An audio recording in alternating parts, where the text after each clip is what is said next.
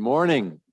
Welcome to the second day of the 182nd session of the Northern Illinois Conference. Thank you to the talented students from the North Central College who have led us in music as we gather, centering on the theme of our session, Jesus Makes a Way. Today's session is an extension of the work done in July. Today we will hear reports from our Conference Council on Finance and Administration, the Conference Board of Pensions, and the Northern Illinois Conference Foundation. We'll vote on a budget for 2022.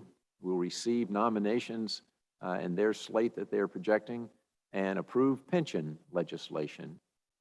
If it appears that we can finish our work prior to a lunch break, we will work into the lunch hour rather than convene for just one item in the afternoon as you make your plans.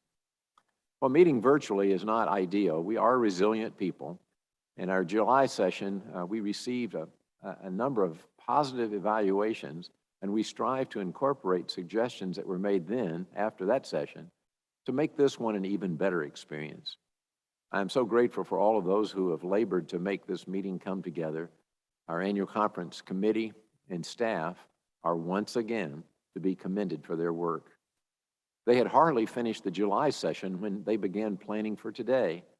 From all the printed materials to the online resources, the videos, the worship, the music and media, much goes into this gathering to make it meaningful and effective for our work together. I want to remind you that the theme of this year's annual conference is Jesus Makes a Way, building on the beautiful lyrics of Waymaker, written by Nigerian gospel star Sinach. We know that Jesus is a miracle worker, promise keeper, a light in the darkness. Jesus has made a way in this in-between time as we move through the pandemic mode and pray for the day that we'll be on the other side. Our scriptural foundation for our work comes from Matthew 14:13 through 21, where we find Jesus preaching in the countryside to a massive following. As the day grows long, the disciples realize there's no food for the hungry crowds. They ask Jesus to send the crowd away so that they can find food in the neighboring villages. But Jesus replies, they need not go away. They need not go away. The disciples were concerned for the well-being of the crowd, but Jesus makes a way. Somehow, a meager offering of 5 loaves and 2 fish are gathered up for Jesus' blessing. Then this woeful supply of food is passed out to the crowd. The food keeps stretching and stretching and stretching. 5 loaves and 2 fish feed the multitudes with leftovers to spare. In this miracle of hospitality, we learn that all ate and were filled. Jesus makes a way. Yesterday, we celebrated the commissioning and ordination of 10 leaders in our conference. Today, we rejoice as we elect committee leaders, pass a budget, and prepare to move into the 183rd year of the Northern Illinois Conference. Today, we gather bound by our common love of God and connected by our commitment to the United Methodist Church. I pray that you will enter this time of holy conferencing ready to be filled with celebration and resolve as we follow God's call, trusting that Jesus makes a way. As we gather, we always begin with prayer. We will be led into this second day of the 182nd Annual Conference by Reverend Christine Hides. Reverend Hides became a newly ordained deacon yesterday, and during this annual conference session, we continue to honor and celebrate the 25th anniversary of the Order of Deacons. Christine serves as Director of Christian Education at the Kenilworth Union Church. Christine, we welcome you and invite you to lead us in prayer.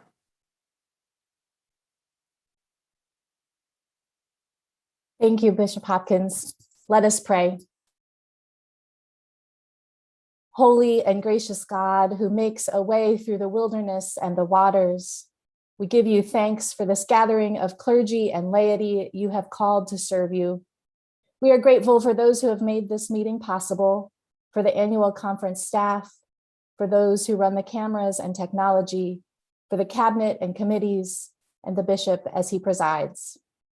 As we turn to the work you have placed before us this morning, may we remember with joy and thanksgiving all that you have made possible in the lives of our congregations, in our agencies, and in our communities. Help us to perceive the new things you are doing in the ministries of this annual conference. Through your Son, Jesus Christ, and by the power of the Holy Spirit, where we have strayed from the path you would have us to take, make a way for repentance. Where our deliberations fall short of your vision, make a way for justice. Where there is discord and disagreement, make a way for your peace. Where there is uncertainty, make a way for hope. And where the promise of your kingdom is revealed, Holy God, make a way for joy. For yours is the way of grace and love. Amen. Thank you, Christine. We have learned that a good virtual meeting takes expert technical leadership. Today, we are led by a team. Here in Barrington, our crew is from AV3 Productions, led by Eric Jube. And this crew was with us yesterday for the ordination service and is our tech team on the ground today. We also welcome GNTV Media Ministry back to assist us. Today, GNTV is working with us from Macon, Georgia, managing our live stream, voting, and our visuals. I would like to welcome the Executive Director of GNTV, Reverend David Wood, as he offers guidance to prepare us for participation in today's meeting. David?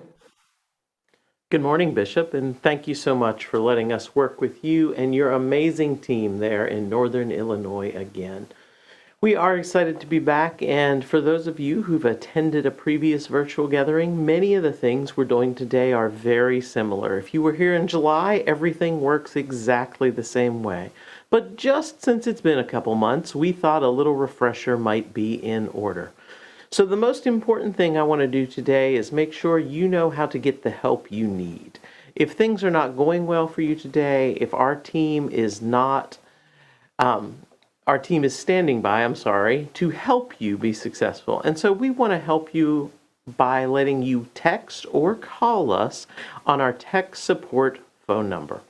Our tech support phone number is 478-245-4042. Please make a note of this number, take it down, snap a picture of the screen. This is the number you reach out to if you need assistance today. We are happy to help you and make sure that things are going correctly, particularly around the voting and this Zoom platform. We are your technical support help. If you don't make a note of this number, it will be in the chat several times today. You can go to the Zoom chat feature and see this as an announcement, and you will be able to grab that number there should you not have made a note of it. The second thing that everyone needs to be able to do today who is voting and participating in this conference session is get to the unique voting webpage for the Northern Illinois Annual Conference. That voting webpage is exactly the same as it was earlier this year for you. It is niac.gntvmedia.com. That is niac.gntvmedia.com. We'll leave that right there for a minute. It is ideal for you to open this in potentially a second device, a cell phone or a tablet while you're watching this Zoom webinar on your computer. You will also need to have your unique voter ID. Hopefully you are here today because you have the email that came with the links to today's session, and that included your voter ID. So that email, and it's the same voter ID as the summer, but that email is where you get your unique number. It came from our ministry from an email address vote, V-O-T-E, at gntv.info if you are having trouble finding it. You can reach out to us in this Zoom webinar through the Q&A feature if you have a question about that, and we are happy to help in that way. Or you can call or text our tech support line, as I've already shared. So once you're on that web page, there are two important buttons that I want to highlight for you today. The first of those is the green Load Ballot button, and we're going to take a practice ballot here in just a minute. And the second of those is the orange Get Recognized button. That orange Get Recognized button is what I want to point out first before we take our practice ballot. If you go in and click on that orange Get Recognized button, you will see that it opens a form. The form is how you ask to participate in the work in the business of the conference. On this form, you're going to need to enter your name, your first and last name, what it is you want to do. Do you want to make a speech for or against? Do you want to bring an amendment or a motion? Second an amendment or a motion? Ask a business-related question? Make a point of order? Move to call the question to bring debate to a close? Or are you asking for a moment of personal privilege? These are the actions that you do through this form that you access by clicking on the orange Get Recognized button. As a final reminder, if you are bringing an amendment, a motion, a question, or a point of order before the body, we ask that you include the text of that amendment, motion, question, or point of order. That helps our tech team and the leadership be able to make sure everyone understands in this virtual setting what is being asked and what is being brought before the body. So that is just a way to help make sure everyone knows what is coming up. So that is how you get recognized. When the bishop calls upon you, you will then be able to speak and address the conference. We are now ready to turn our attention to a practice vote. By now, I hope you all have gone to the website and entered your voter ID. If you are having trouble getting to the voting website, there is a link in the Zoom chat that you can go and click on. If you will open the chat right here where you see my face in Zoom now, you will see the last shared message is one that begins with the words, "Please click this link to get to the voting platform."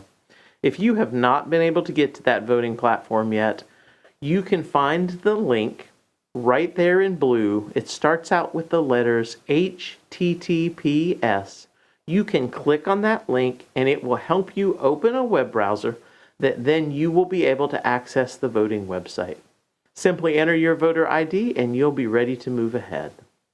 Okay, so now we are prepared to take our practice ballot. We have a little bit of a fall-flavored question for you today. Our first and only practice question today is, do you like candy corn? That is our question we are asking you today. I am curious how you all feel about this sweet fall treat. So remember, you cannot vote until the bishop opens the ballot. So we will wait for the question to be clearly stated, and then the bishop will open the ballot. And so on behalf of the bishop, I'm going to go ahead and open this ballot. You will see on the screen that the words "Please vote now" appear. That is what we put up once the ballot is officially opened, so that you can clearly see that it is time to vote. Perhaps you ran out of the room to fill your cup of coffee while I was doing my other announcements. If you come back into the room and see those words, "Please vote now," you know it is time to vote. So I am inviting you all to click that green Load Ballot button. That button is how you load the ballot, where you then have the choices, yes or no, to tell me how you feel about candy corn. That is what you will do each time the bishop opens a ballot. When the ballot is open, you can make your submission by clicking that blue Submit Vote button. Clicking that blue Submit Vote button is the way you make your choice. However, as a reminder, if you decide perhaps you misunderstood the way the question was stated and you need to change your submission while the ballot is open, you will see today that there is a update vote button. That update vote button is there and available to you should you realize that you wanted to vote against something and you voted no, but in reality, a yes vote is a vote against. That occasionally happens with complicated things that come before the body, and using that update vote button is just a way for you to change your submission while the ballot is open. Once the bishop closes the ballot, you can no longer change how your vote is recorded.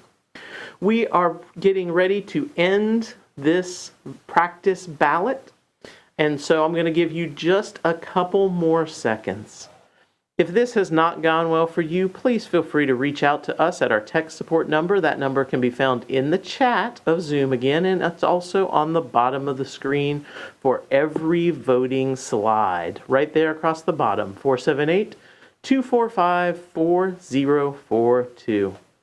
And I'm going to now declare this ballot closed.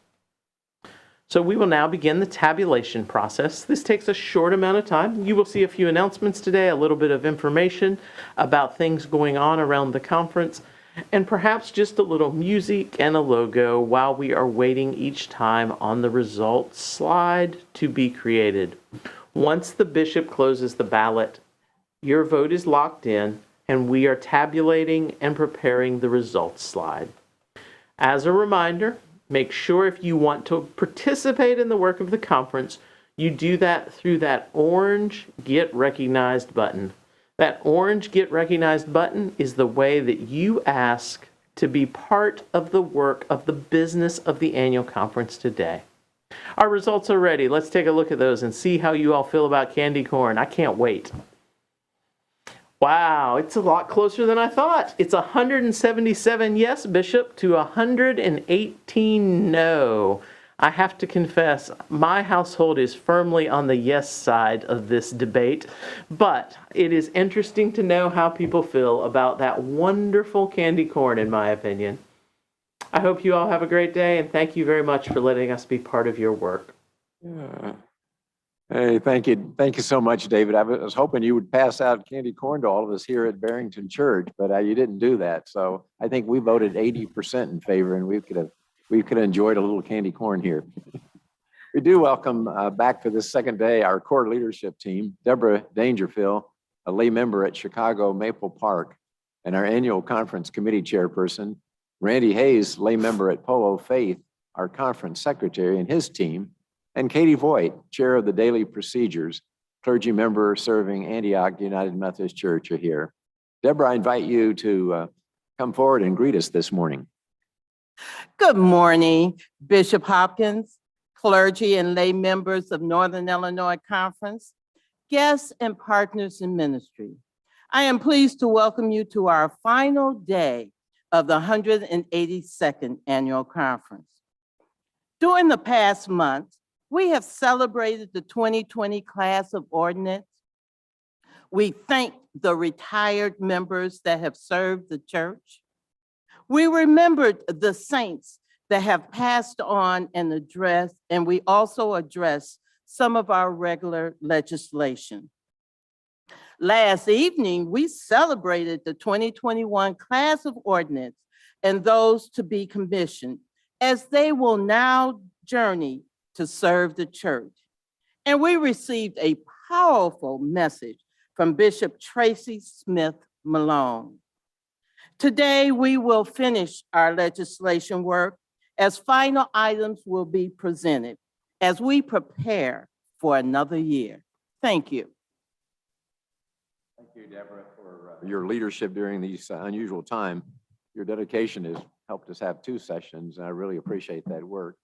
Now I'd like to invite Katie Voigt, chair of the Daily Procedures, to offer a motion as we begin our work together. Good morning, Bishop. Good morning, Annual Conference. I need to extend an apology today. It was not intentional, but I managed to overlook a historical report in my processing work for our time together in July.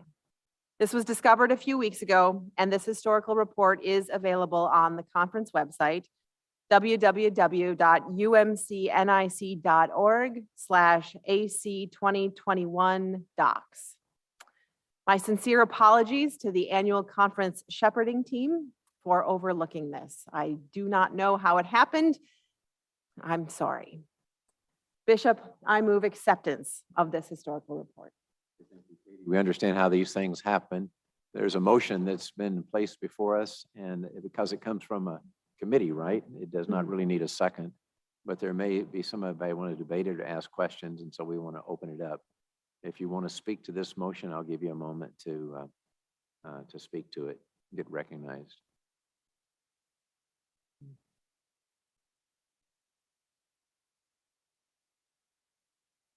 I want to go slow at the beginning so that if people do want to get in, that they have time. I don't see anybody wanting to speak to this, so let's keep moving towards the vote, I guess. Now, remember, you must be, see if I get this right here. I don't want to mess up on the very first vote here. We will now vote on the motion to accept the historic report from the annual conference shepherding team for the purposes of including it in the 2021 journal. So please take out your smartphone, iPad, or open a new tab in your web browser and go to www.niac.gntvmedia.com. This link will also be in the chat for you to click on. Once you have loaded the page, please type in your voter ID and click the blue Submit button. We're moving slowly for this first vote, as I already mentioned.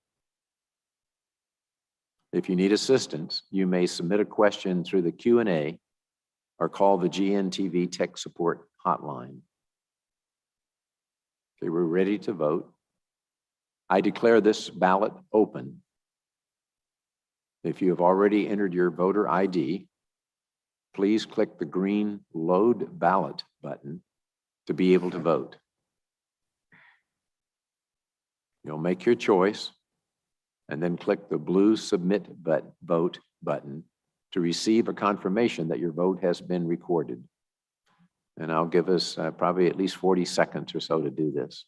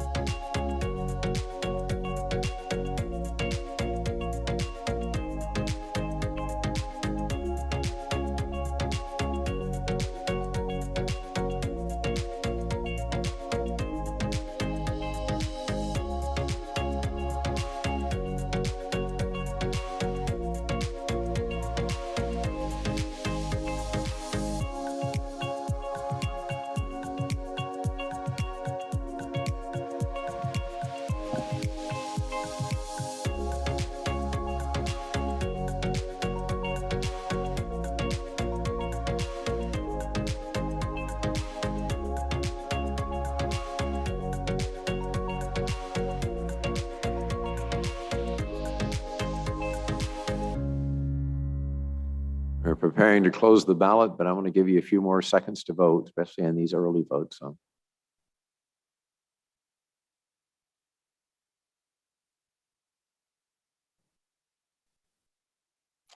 Okay, I'm going to declare this ballot closed. I'll wait a few moments here to get the results of this ballot. Imagine seeing thousands of faith-filled women united together again in one place and time where hope is in the air. Women ready to worship, ready to act, and ready to celebrate our sisterhood. Women ready to turn it up. This is Assembly 2022. Join us in Orlando, Florida, where we will reflect on today's challenges and together find comfort and strength to move forward. What will you need in 2022? Are you seeking a place to find spiritual nurture and hope? Want to learn how you can be a leader in this time? Do you want to make a difference in your community and the world? At Assembly, we will turn it up for spiritual healing and renewal. Turn it up for women leaders making an impact. And turn it up for justice for women, children, and youth. Join us for a life-changing experience. Come ready to turn it up.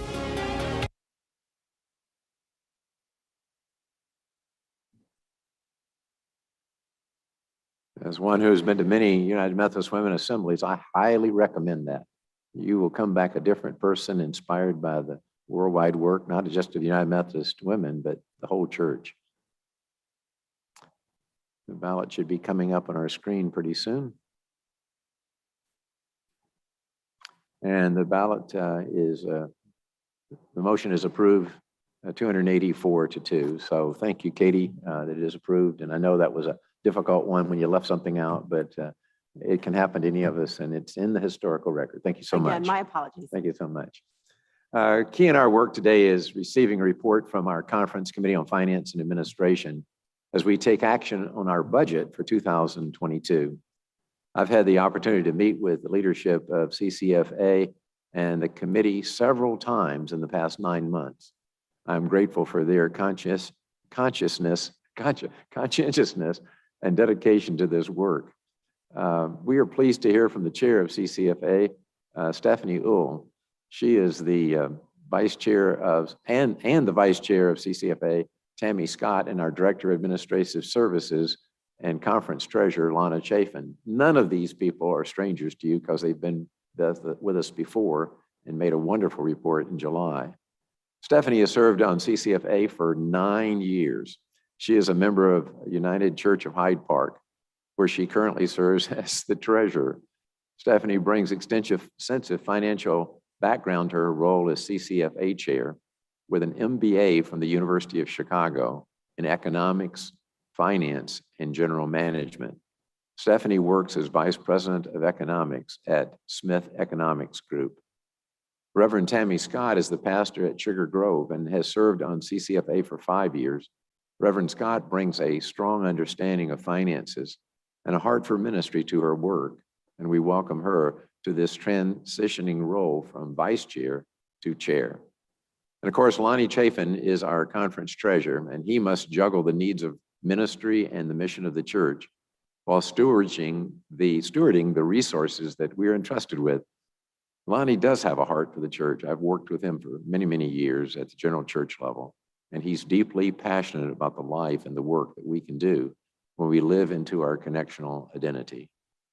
Stephanie, Tammy, and Lonnie, we look forward to your presentation today. Thank you, Bishop. Good morning. I'm Stephanie Uhl, lay member from the United Church of Hyde Park. On behalf of CCFA, we greatly appreciate Bishop Hopkins allowing us to present the budget at this fall session of annual conference. As I shared in the pre-conference briefing, to prepare for a June annual conference, CCFA generally begins working on the budget around February to have it submitted by the April deadline. Preparing a budget nearly a year in advance can be a bit difficult, and it becomes much more difficult when there's a lot of uncertainty in the economy or when there's a pandemic. So we appreciate that we have been able to have several more months to be able to consider our projections for 2022. I hope that everyone was able to either attend the pre-conference briefings or be able to watch them on the website. We went through all the pages of the budget at the pre-conference briefings. As I mentioned there, after much discussion and consideration, CCFA set the budget for 2022 at just over $4 million. This is a decrease of about $124,000 from the 2021 budget, which was $4.17 million. In our discussions of the budget, we tried to balance the faithful apportionment receipts we have received during the pandemic from our local churches with the concern about the financial strain that may be caused by the prolonged pandemic. We also wanted to make sure that our budget continued to allow us to do valuable ministry as a conference and provide support to local churches during a difficult time. We held several focus groups with local churches, which we felt supported our income assumption of $4 million. I'm now going to turn it over to Reverend Tammy Scott to talk about both the focus groups we held and do a brief overview of some of the changes to the expenses in the budget.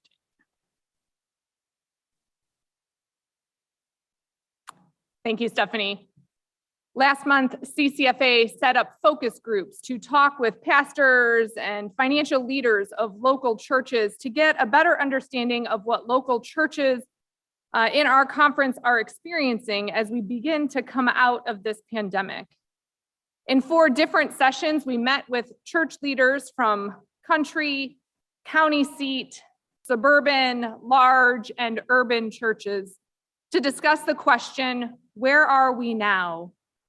We had more than 30 people from about 25 churches participate in our Zoom focus group discussions.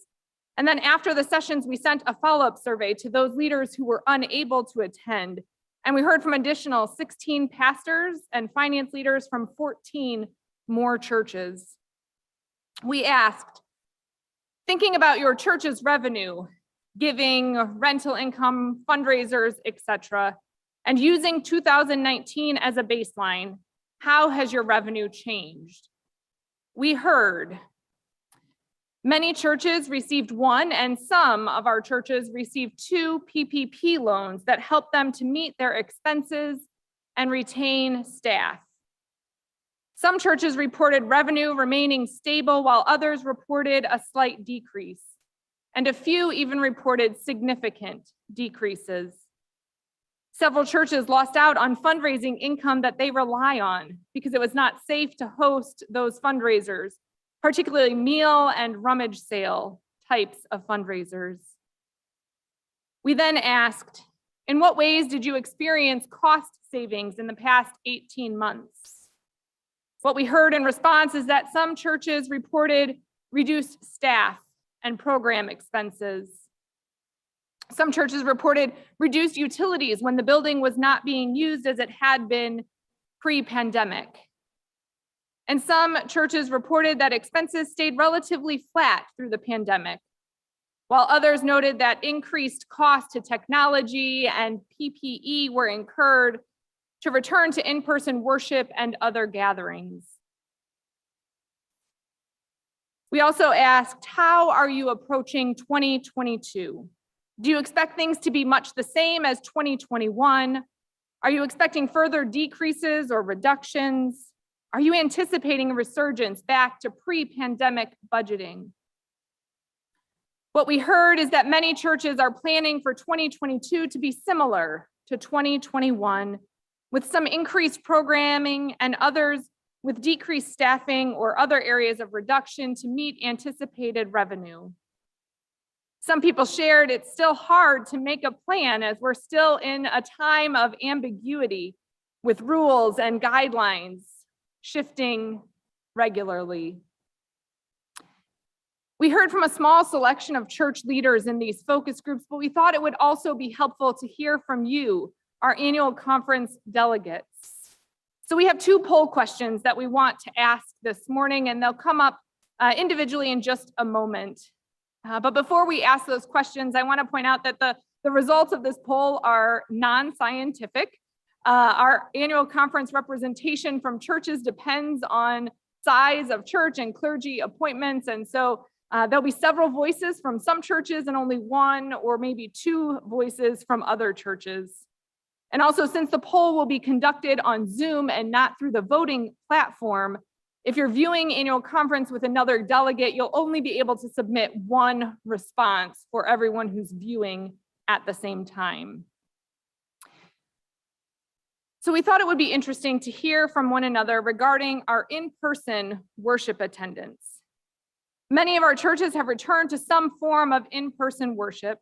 Some are doing hybrid worship online and in-person simultaneously, while others are still meeting strictly online, and others have a separate in-person and online worship opportunity.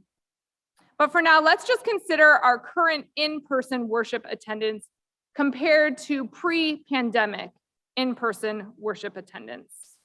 So if you'd put that first poll question up about in-person worship, the question asks, thinking about your current in-person worship attendance, is your in-person worship attendance, and you've got some choices, not worshiping in person yet, less than 25% of pre-pandemic, 25 to 50% of pre-pandemic, 51 to 75%, 76 to 100% of pre-pandemic, or more than you were worshiping pre-pandemic in person. And so I'll give you just a moment to respond to to this particular poll question.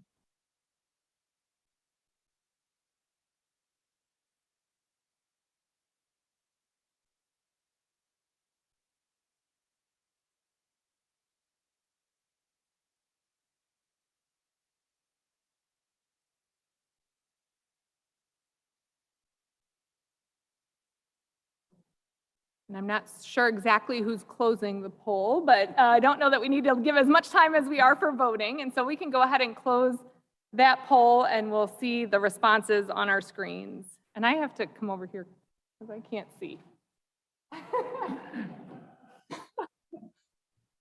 All right, thank you. The first thing I want to say is looking at these poll results, you're not alone, right? I don't think there is one answer for any one of those responses, but it looks like the majority of us are worshiping somewhere between 25 and 75% of what we were worshiping in person, and that is pretty consistent with what we heard in our focus groups. Now, our second question asks us to think ahead to 2022, and we're going to be talking about church life. And when I ask you to think about what you are expecting and anticipating and planning for in your church life, I want you to think about things like worship, small groups, giving, outreach, mission, all of those things that you consider to be part of your church life. And so we can go ahead and put up our second poll question. And this question asks, in your local church for 2022, are you planning on restoring church life to pre-pandemic experience, more or less keeping church life as it has been for 2021, or are you cutting back church life significantly? And so I'd invite you to respond to that poll question at this time.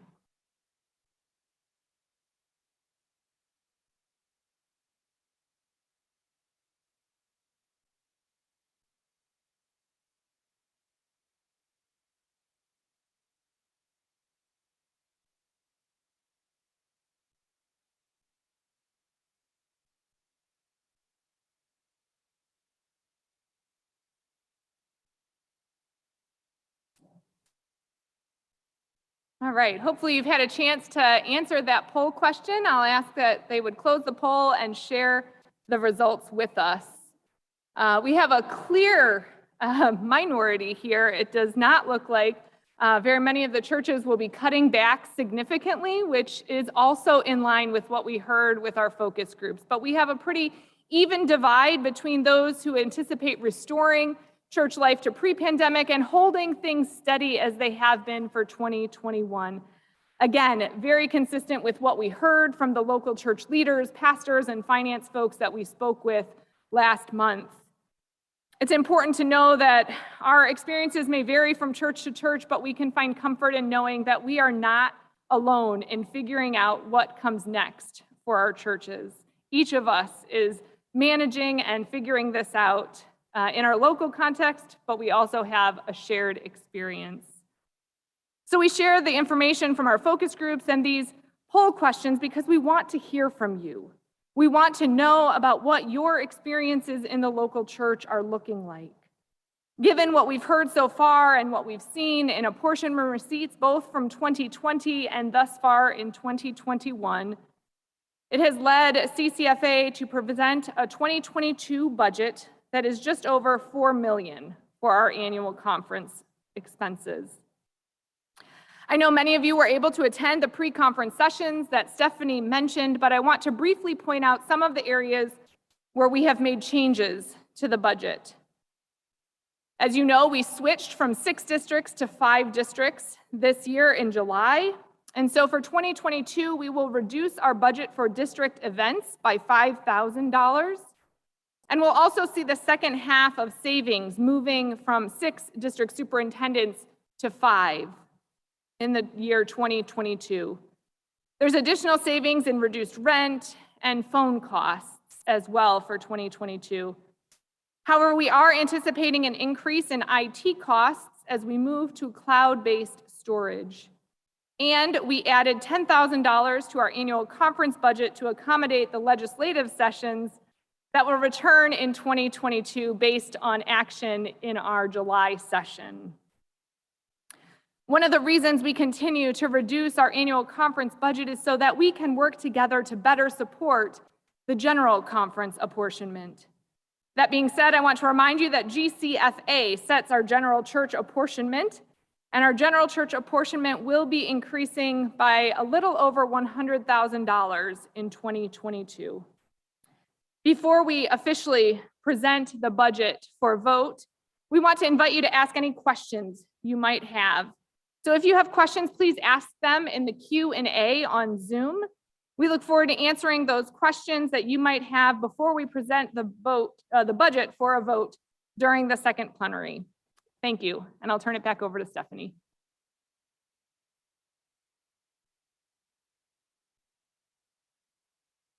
Tammy mentioned some of our general learnings from the focus group. And we did also hear the experiences of our local churches varied significantly.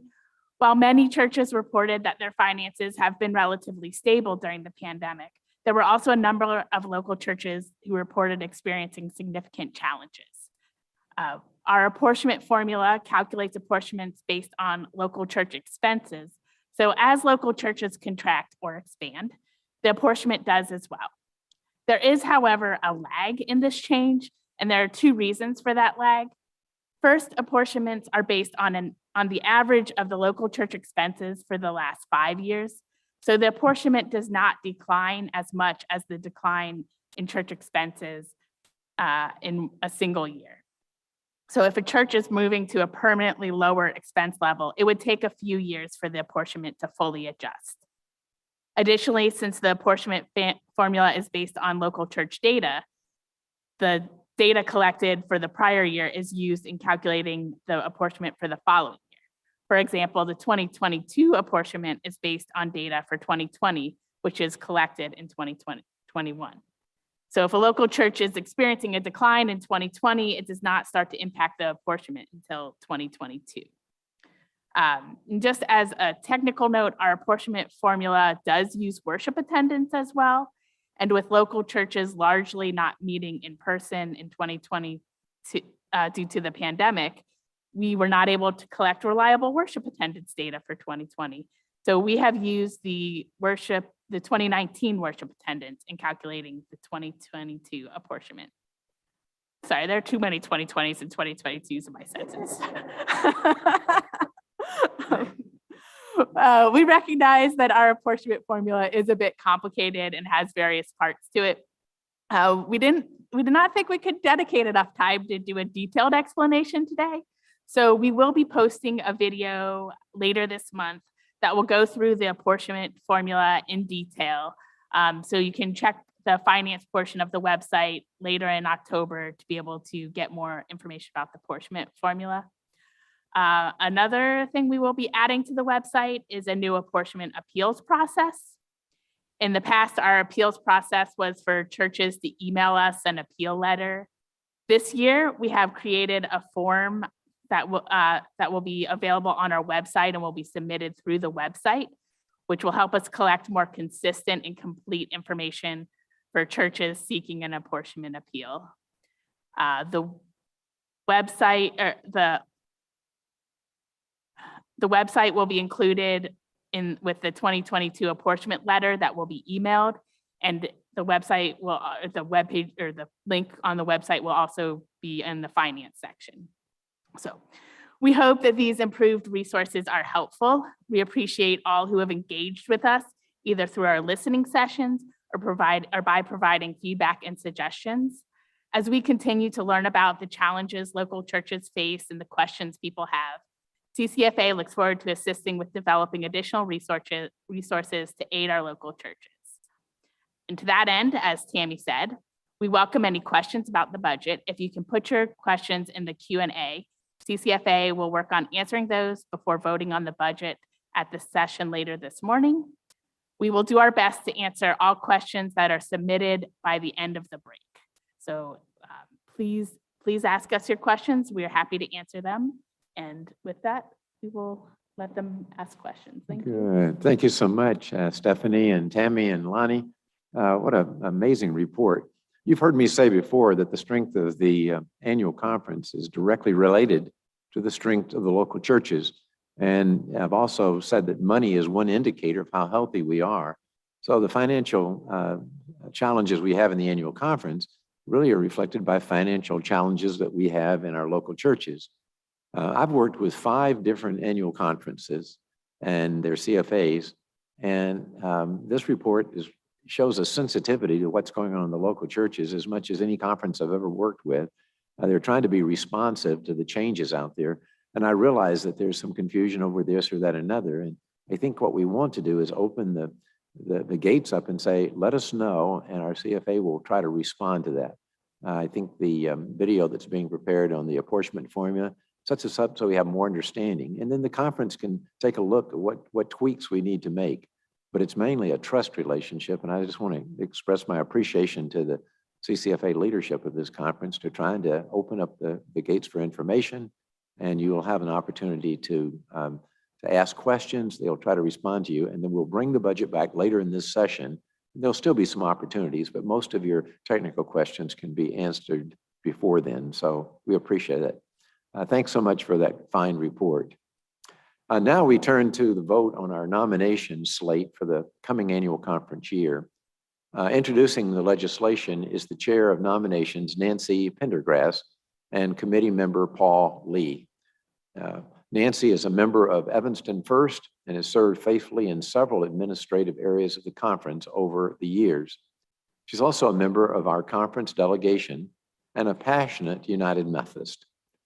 Joining Nancy today is the Reverend Paul Lee. Paul has been a member of the nominations committee for 4 years. Paul is the pastor at Sterling Wesley and is active at a number of levels in the United Methodist Church. Nancy, we'll turn this over to you.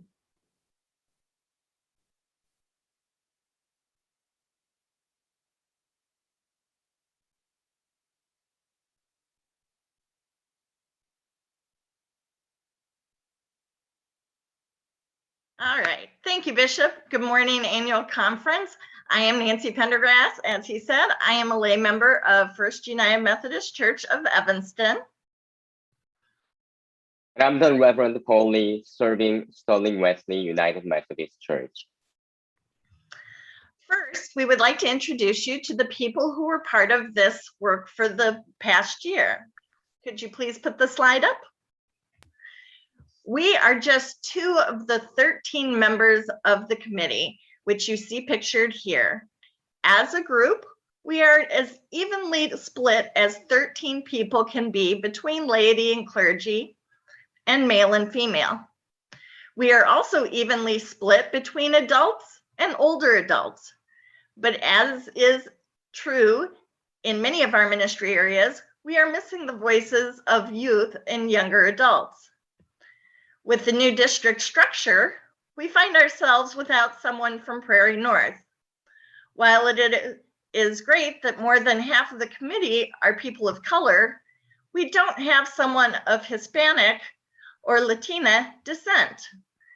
This look at nominations is illustrative of how well we do with demographics and how there are always opportunities for improvement. Paul? The Committee on Nominations cannot do this work without help from you. We are all responsible for identifying leaders in our congregations to help with conference ministry. NIC Communications increased the visuality of volunteer opportunities by creating a web page of the conference homepage, which you can see here.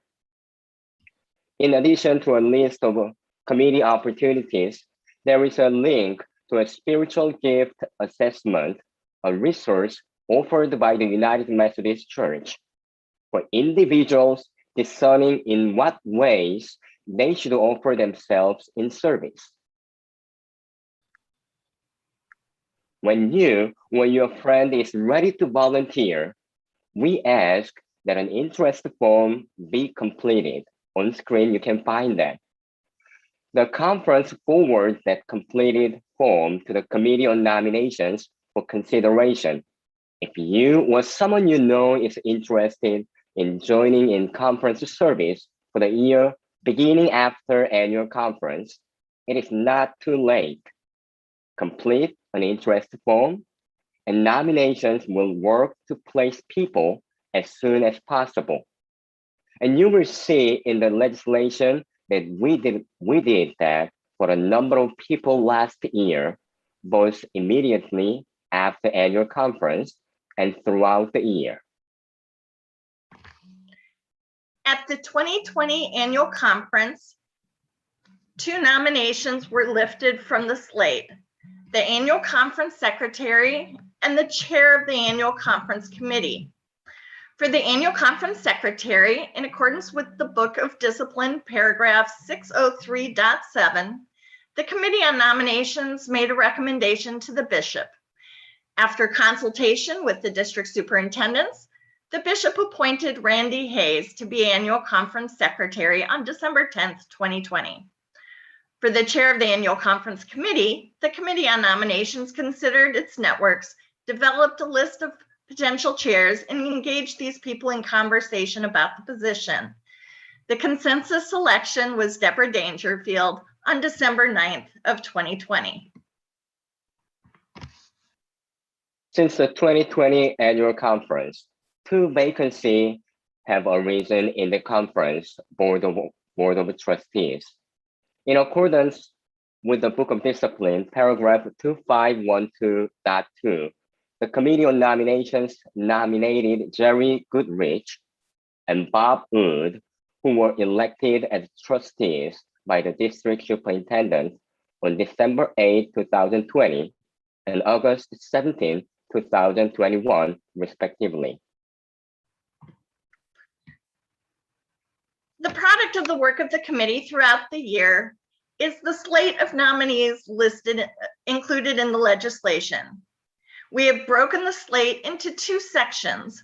The first to affirm the work of those who began service in 2020 through 2021, and the second to elect people to begin service after annual conference. With a few exceptions, people will be serving through the end of the quadrennium in 2024. A companion piece to the legislation is full committee membership that is published annually in the journal based on the action of annual conference, which may be found on the conference webpage under communications. A draft of what will be published was included for reference along with the slate. Updates will continue to be made until publication for correction to demographic information and for the inclusion of those representing other groups and those not elected by annual conference. If you see incorrect information for yourself, perhaps you have graduated from adult to older adult. The easiest way to communicate that to us is to complete the volunteer interest form. On the screen, you see the names of 4 individuals who were accidentally removed from the slate during the formatting for publication. My apologies. These added individuals will begin their service in these roles after annual conference. Also, the first 2 listed on the slate that was published as beginning service after annual conference, Alka Lyle and Sophia Hyun, really began their service in 2020. Bishop, on behalf of the Committee on Nominations, I move that we accept the slate as presented with the additions provided on the screen. Thank you, Nancy. Okay, it's open for discussion or debate on the information that has been before you in the motion. Remember, if you want to participate, you must be logged into the voting website. Click the orange button, get recognized, then choose their option, and then it'll appear before me and I can call on you. So I'll just wait a few minutes and see if anybody has any questions or any comments or changes to the nominating motion.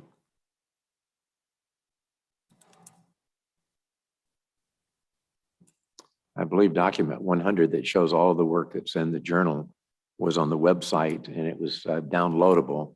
And as I studied it, it really helped me understand the total picture of nominations. Anybody want to speak to this?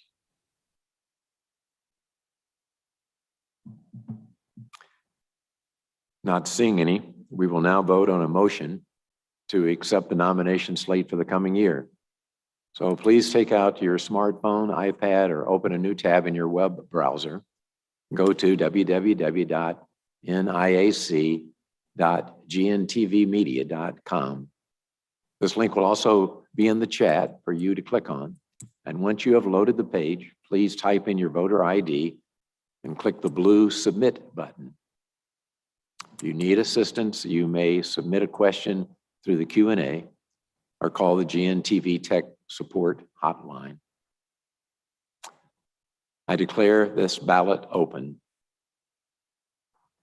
If you've already entered your voter ID, please click the green Load button to be able to vote. Please make your choice and click the blue Submit Vote button to receive confirmation that your vote has been recorded. And I'll give you about 30 seconds to do this.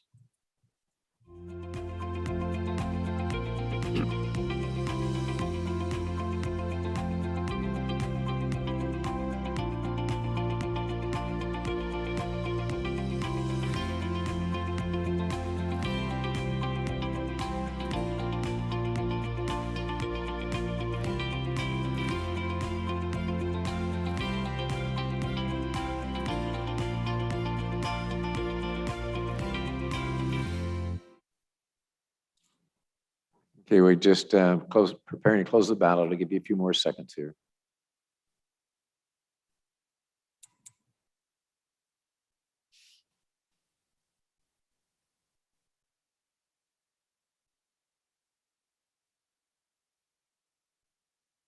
I'm going to declare this ballot closed. So it'll take us a while to have them tally the ballot.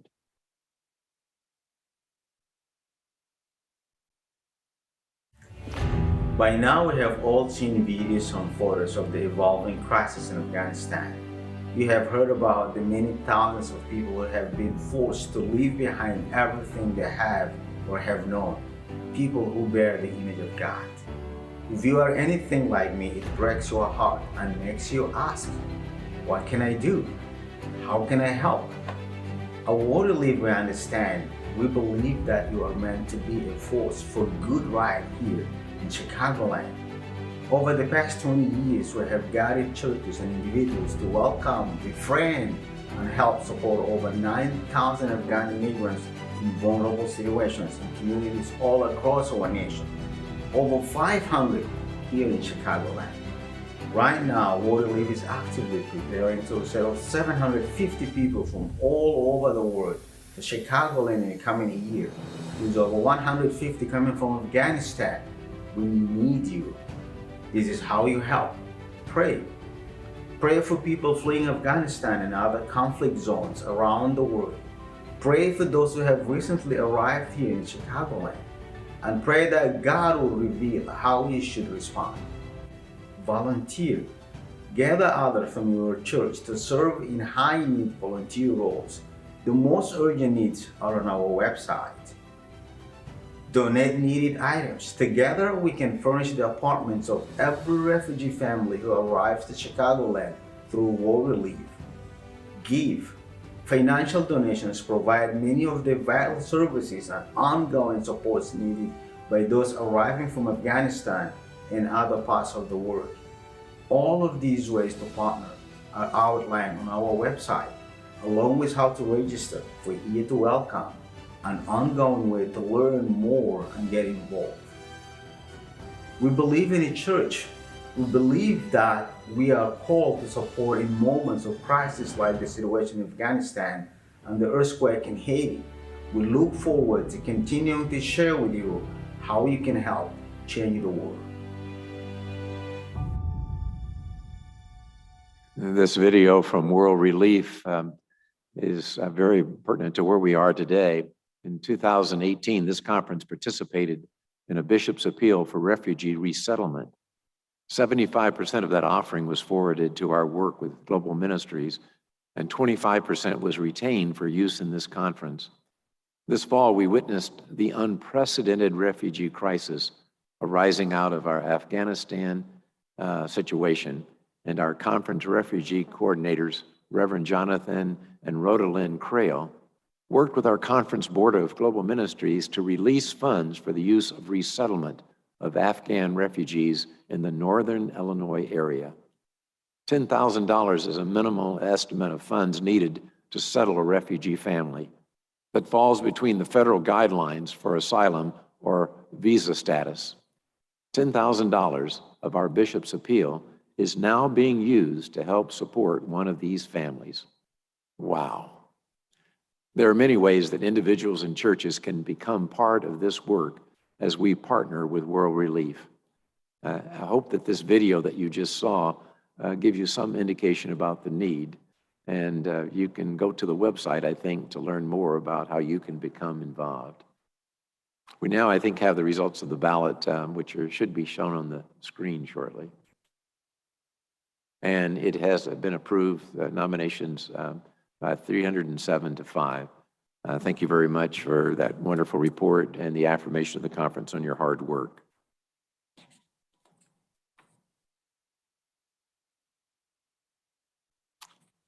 At this time, before we have a break, I want to share some of my own reflections. I was able to speak to you extensively in July, so my comments today are fairly short compared to that. But you know, I've had some feedback from some of the things I said in July, and I just want to pick up on that. Last November, almost a year ago next month, I was still in Indiana and not been starting as your interim bishop yet, but I knew you were having an annual conference, November the 14th. And so I kind of peeked in at that virtual annual conference to see what I was getting into, and it was fascinating to watch. At that time, I got thinking about, well, by the time fall comes around this year, I imagined that we would be together in person for this fall half of our annual conference. I imagine us singing and praying together, of telling stories about our ministries, of inviting people to go to the microphone and sharing about how they've survived the period of the pandemic and what they're doing in the future. So rather than the polling that CCFA had taken, I was hoping we could take people to the microphone and tell the testimonies of how God had seen them through. I envision us at annual conference making new friends, and most of all, celebrating worship, singing together, and celebrating our blessed Holy Communion together. And that was not to be. Our imagination about the future and what it will hold is often not correct. Instead, we are often surprised with unimaginable joys and challenges that we did not expect or anticipate. And I stand here today amazed and deeply grateful for how you have not only survived this past year, but have kept the ministry of Jesus and his church strong in Northern Illinois.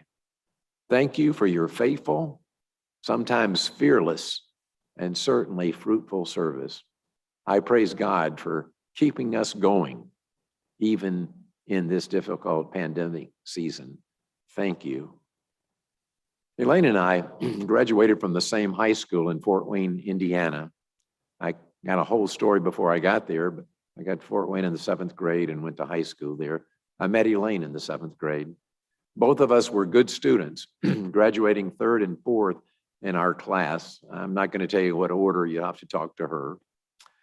But we were involved in a lot of student activities, from sports to chemistry club to just all kinds of student government. We received scholarships to 2 different colleges, and in our families, not many people went to college before us. But when we received those scholarships, we found out they were to 2 different colleges. So we gave up those scholarships and got married in September after we graduated because we loved each other so much. Who would believe that 57 years later, we would still be married and grateful that we gave up those scholarships? Because we know a lot of our classmates in our high school, we try to attend the class reunions. We usually have a reunion every 5 years, but at our 55th anniversary, someone looked around and realized how old we were and suggested that we meet 2 to 3 years while we're still on the sunny side of the sod. So, in all truthfulness, this past weekend, Elaine and I celebrated the 57th reunion of the Fort Wayne Central High School class of 1964.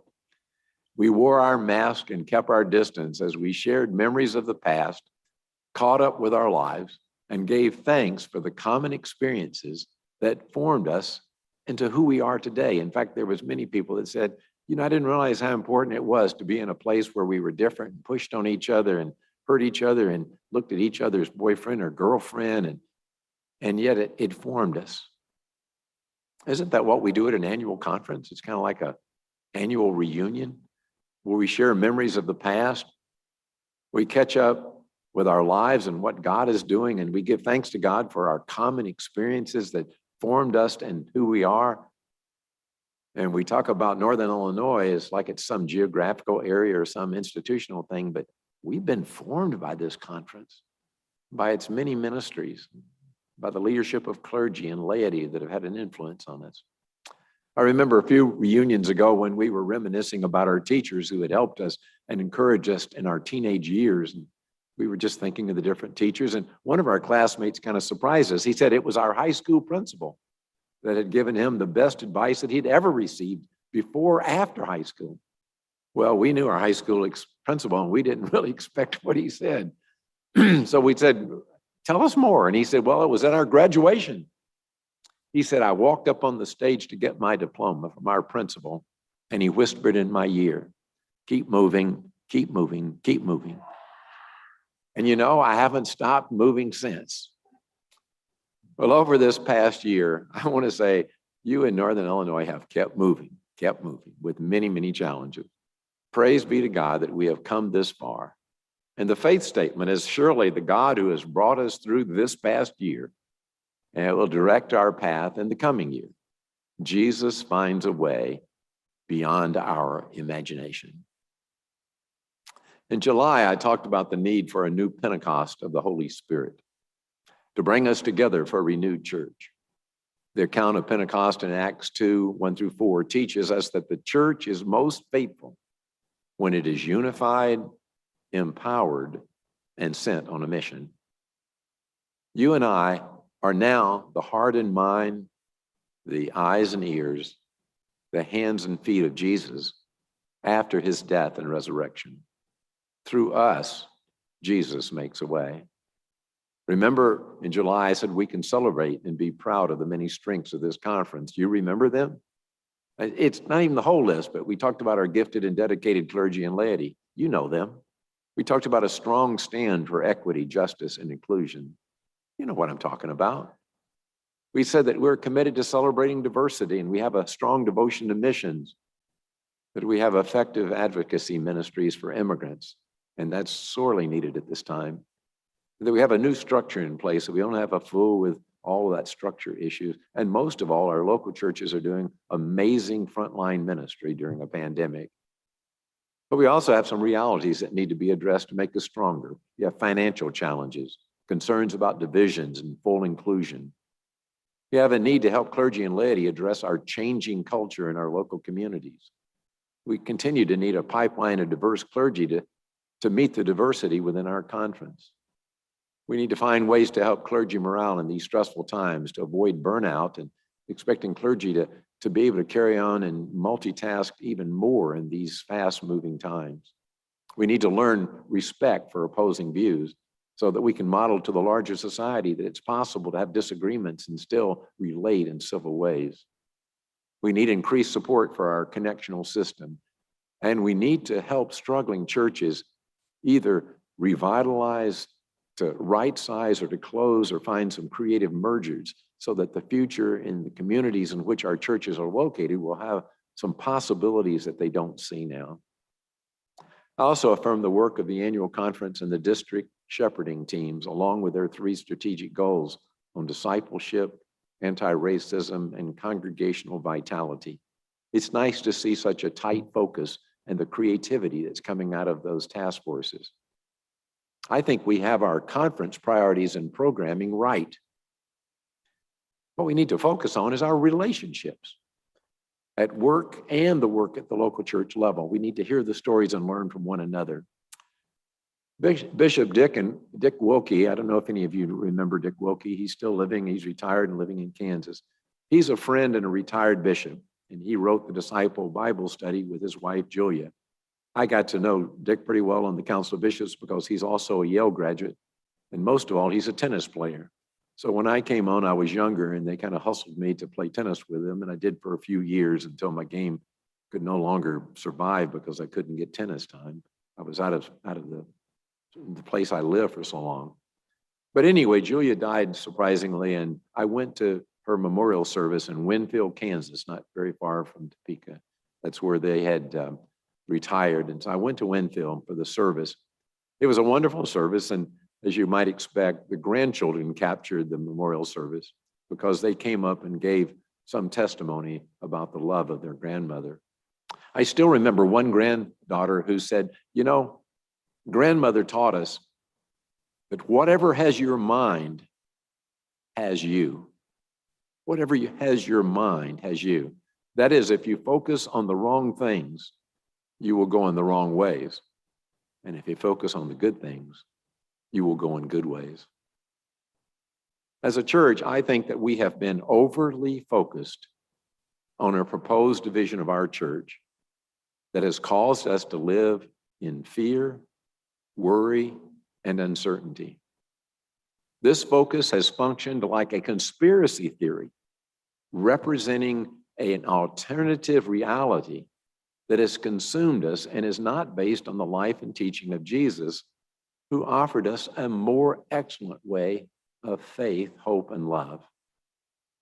I was trying to think of an analogy, and if you remember in July, I talked about the boat or the ship as an image of what the church is. And our church has been like a sailboat caught in irons. I think that's the term, with strong winds blowing by on either side, but we're facing the wind and our sails cannot catch the wind. And so we hear the turbulence, but yet we're not going anywhere because we can't catch the wind.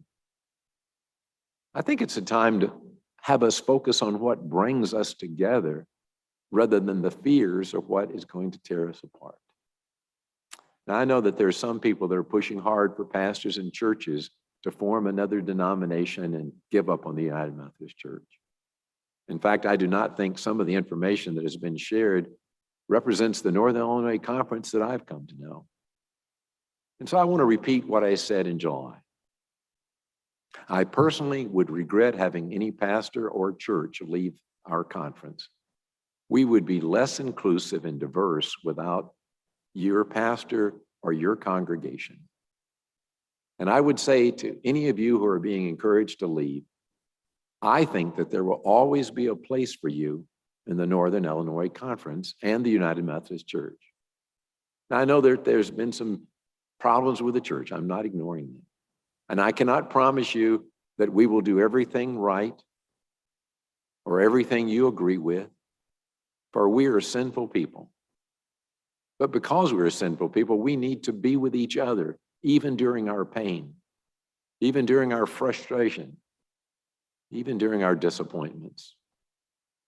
If we are the body of Christ, we can work together to be more accepting of one another. And if we do this, I really believe that change will come, and we'll be glad we stuck together for the sake of Jesus Christ and his church. Following my reflections at annual conference in July, I received a number of emails and letters. One letter I received was from a longtime active member of this conference who has been critical of several past and present actions of the annual conference leaders. I read that letter, and the more I read it, it was very, very clear to me that this person, while could be seen as being a critic and always kind of looking at the dark side, it was clear to me that his criticism was really anchored, and I'll use the term anchored in a ship sense. It was anchored in a deep love of the church, and he wanted the church to live up to his ideal of what it should be. But in closing the letter, he said something like this. It was like, this conference is longing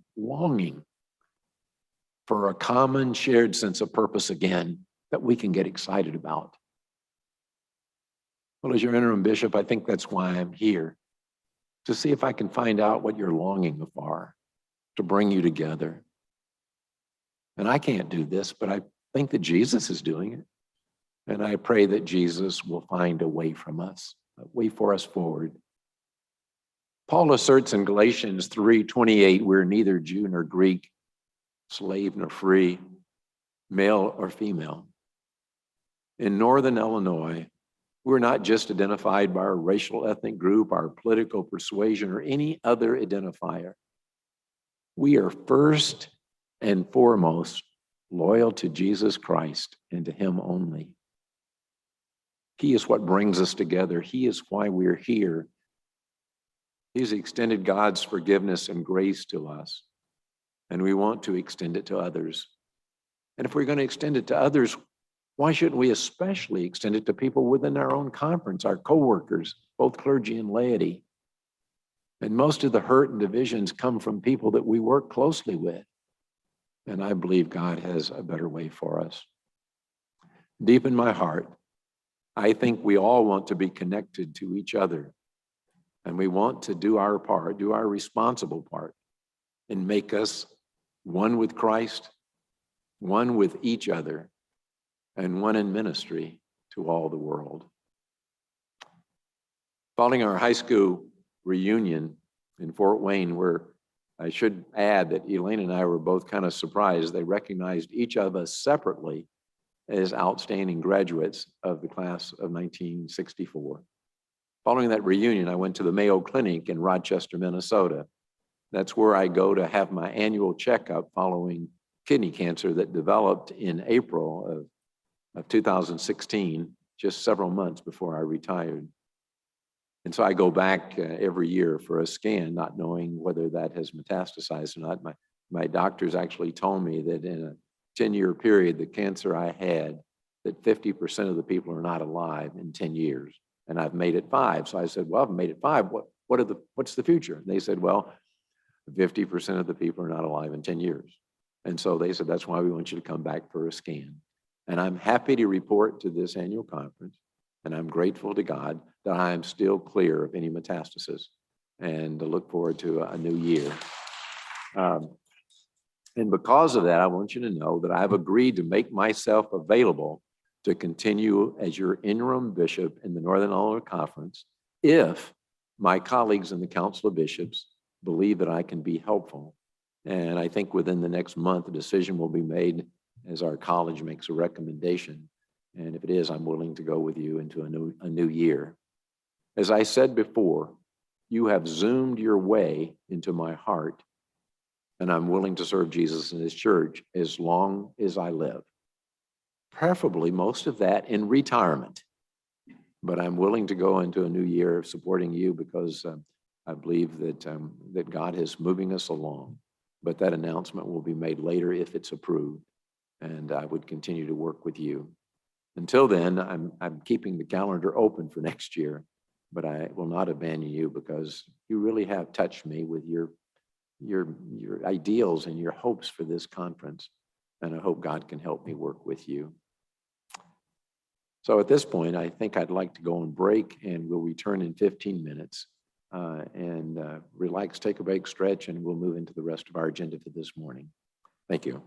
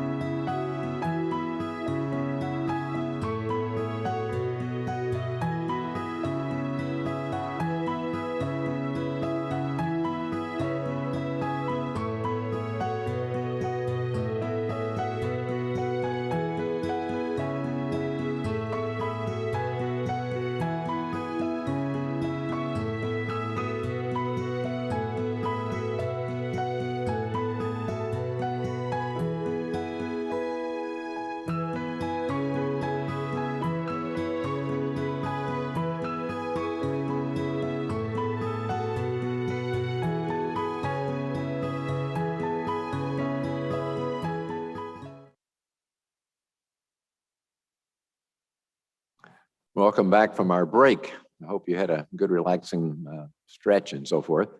As we gather for this session, Reverend Grant Swanson will join us as the second of 3 newly ordained deacons. Grant serves at Garrett Evangelical Theological Seminary as recruitment coordinator, and Reverend Swanson will come and to lead us in a prayer for this session after break. And I think he's going to join us virtually. Grant?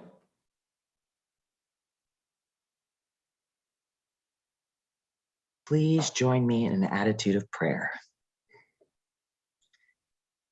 God among us, whose spirit enlivens our hearts, words, and actions, thank you for this community of faith-filled colleagues who are seeking your guidance in all that we do. We are especially thankful to the presenters, organizers, and technology support team for making this vital day possible. As we continue to seek and follow the path you have laid for us in ministry and service, to all people and creation, towards your kingdom transformation of the world, we know that you, Jesus, make a way. You paved the way for us, proclaiming your ministry and calling us as your followers into that ministry in Luke 4:18-19, to bring good news to the poor, to proclaim release of the captives and recovery of sight to the blind, to let the oppressed go free, to proclaim the year of our Lord's favor.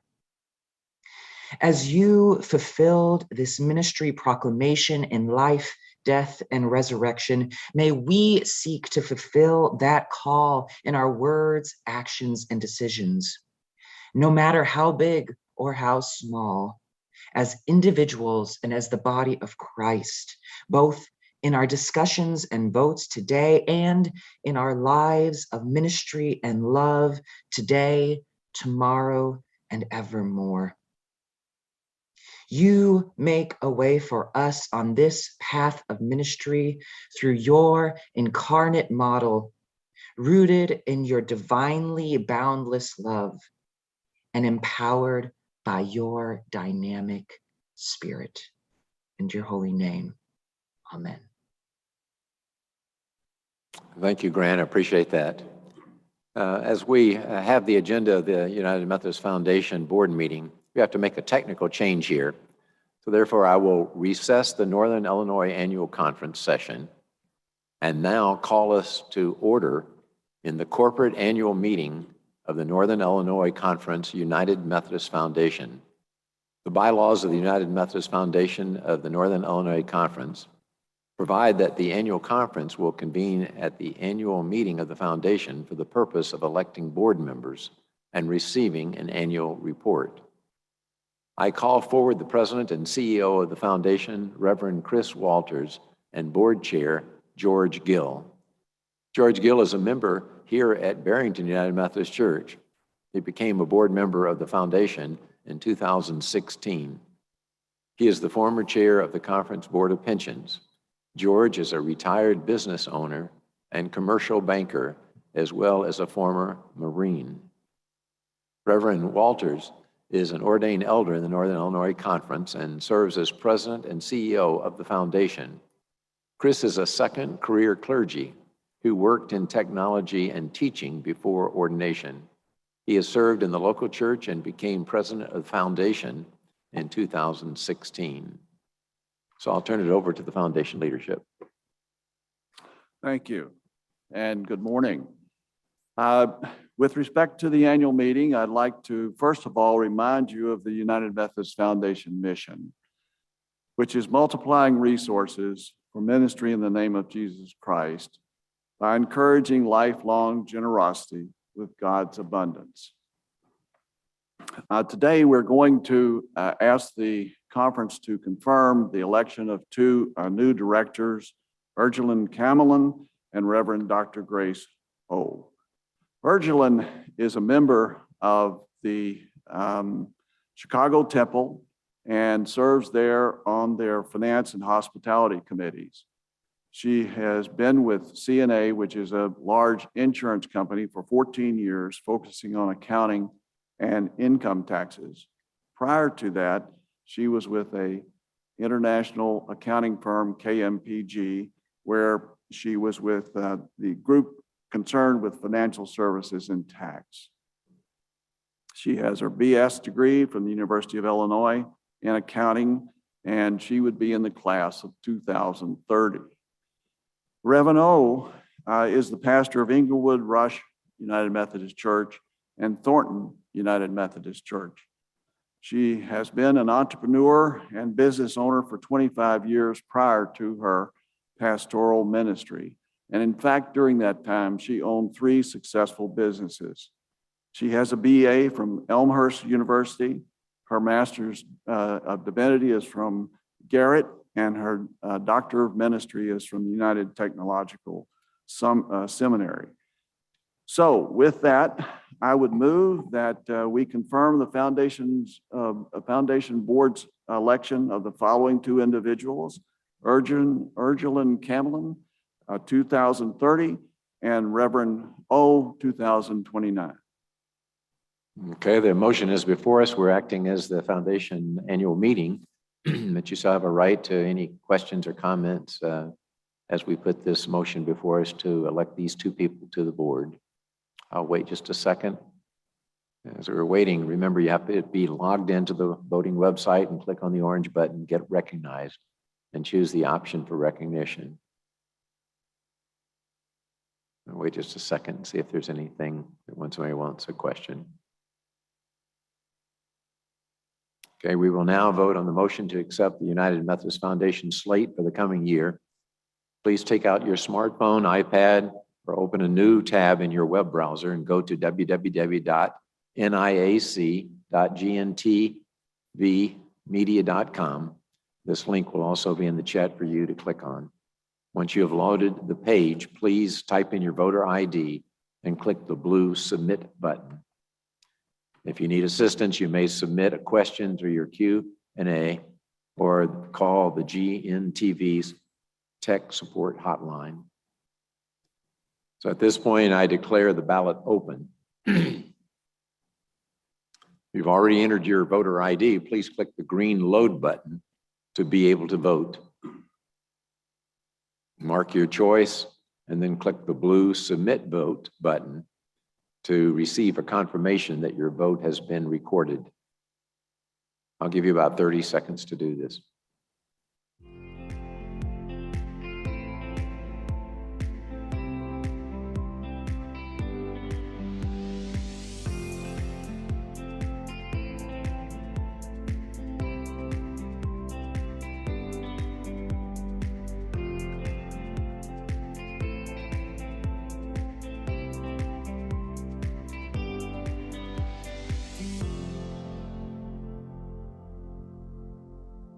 A few more seconds here.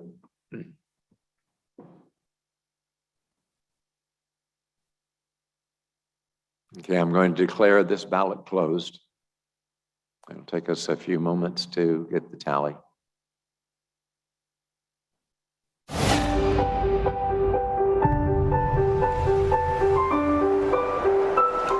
"200 people gathered in Downers Grove in October 2019 to celebrate the Foundation's 70th anniversary. The attendees enjoyed the hip, cool tones of the Spencer Peterson Trio. The Foundation presented a pair of purple Hoka running shoes to Bishop Dick to celebrate her retirement. 3 former Foundation presidents shared words of wisdom from living lives of generosity. After dinner, Phyllis Tholen shared the compelling witness of CISPROs, a covenant group that has pledged 2% of their income to causes decided collectively by the group every year since the 1970s. The evening culminated with the inspiring stories of 7 organizations to whom the Foundation granted $10,000 each. Momenta Dance Company, I Am Able Foundation, Inspired Youth, Mobile Care Chicago, Almost Home Chicago, Mendota Area Senior Services, and the National Organization of Black Law Enforcement Executives Chicago Chapter. At the end of the evening, we recognized Carolyn Cook, Executive Assistant, for serving the Foundation in her 40th year. It was an amazing, magnificent evening. We look forward to celebrating with you again in person.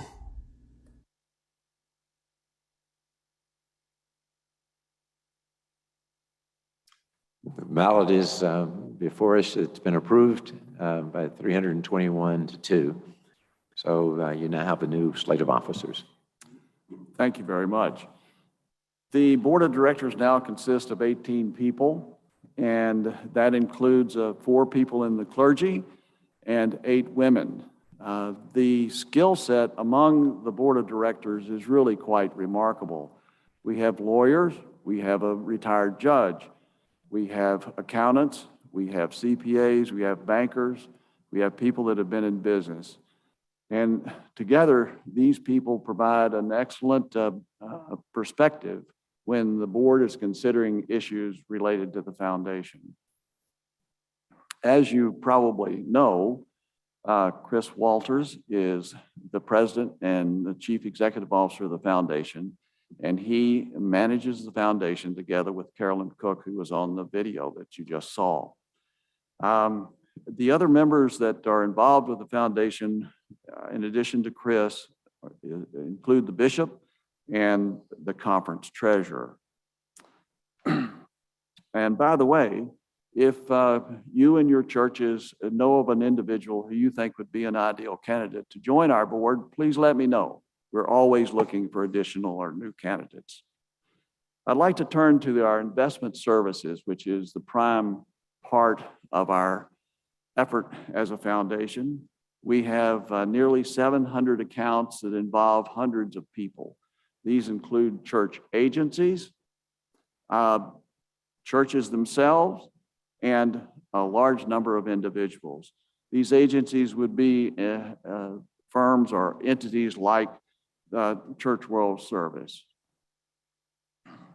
In terms of individuals, there are great opportunities for members of the congregations of our churches in the Northern Illinois Conference to enjoy the benefits of the foundation through such things as charitable gift annuities, donor advised funds, or in fact, trusts that leave assets to a Methodist entity. The bottom of the chart shows something that I'd like to certainly emphasize, that 2 years ago, the foundation had funds under management of about $78 million. And as of August, it was about $99 million. It may be down a little bit today with the market in September, but it is continuing to grow from not only stock market appreciation, but from new money under management. And in terms of our investment services, I'd like to focus about how the funds have performed. We principally have 3 different funds in which churches and others can invest, and they are the aggressive fund, the moderate, and the conservative fund. And as you can see, for the first 9 months of the year, they have done quite nicely. Before I go on, I'd like to emphasize the fact that these investment decisions made by the foundation adhere to the Book of Discipline with respect to the core activities of companies in which we invest. They also look at the social principles of the United Methodist Church and the investments in terms of environmental, social, and governmental principles. And they promote racial and social justice. The difference really in these portfolios has to do with the mix of stocks and bonds. The aggressive fund has a target level of 14% of its assets in bonds. The moderate fund has a target level of 40%, and the conservative fund has a target of 67%. And working with our investment advisor, Chris, and the board have been able to perform in a way that I think would be quite pleasing to all of those who have investments with the foundation. Before I turn things over to Chris for more information about the foundation and its activities, I want to highlight a new initiative that the foundation has started involving a need-based minority scholarship program for youth in the United Methodist Church within the conference. And with your help, we intend to provide support and funds for this important need to address the folks in our conference. So I'll turn it over to Chris. Thank you very much.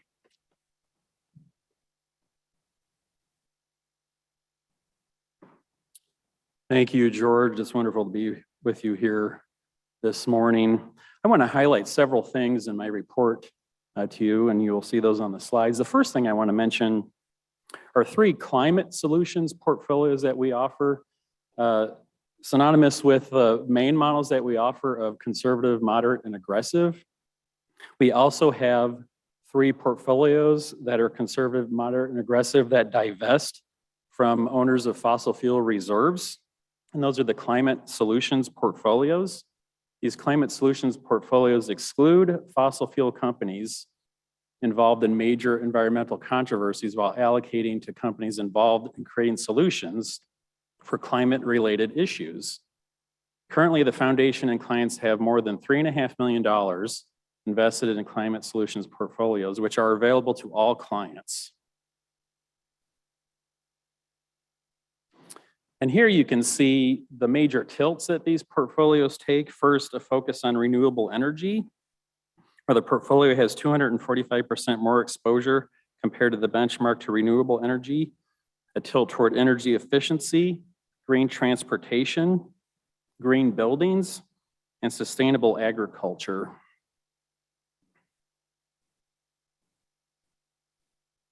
Next, I want to highlight some of the major programs that we launched in 2020 and 2021. Last fall in 2020, we launched 3simplerules.org. I encourage you to visit that website. And this is where we are providing educational opportunities and hosting workshops. For example, last year, we had 5 interactive workshops for 178 people from 47 churches with Reverend Dr. Michael Piazza, who is a Methodist, but is now a pastor in the United Church of Christ. But he was born and raised in the Methodist Church and also leads the Agile Church Consulting Group.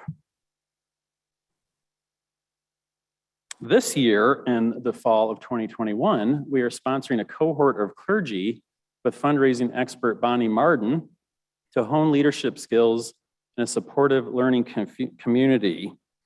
She is helping pastors define financial gift cultivation as spiritual formation and pastoral ministry. Discover courage and build confidence making financial asks, and practice donor cultivation activities. Expand financial resources year-round. We just concluded requesting applications for our annual Creative Grants Ministries, and the board has appointed $36,500 to be granted in January of 2022. Since we launched the Grants Ministries in 1999, we have granted more than $1 million to 200 plus ministries. This year, we received more than 50 applications, and we will notify the recipients in mid-December of this year.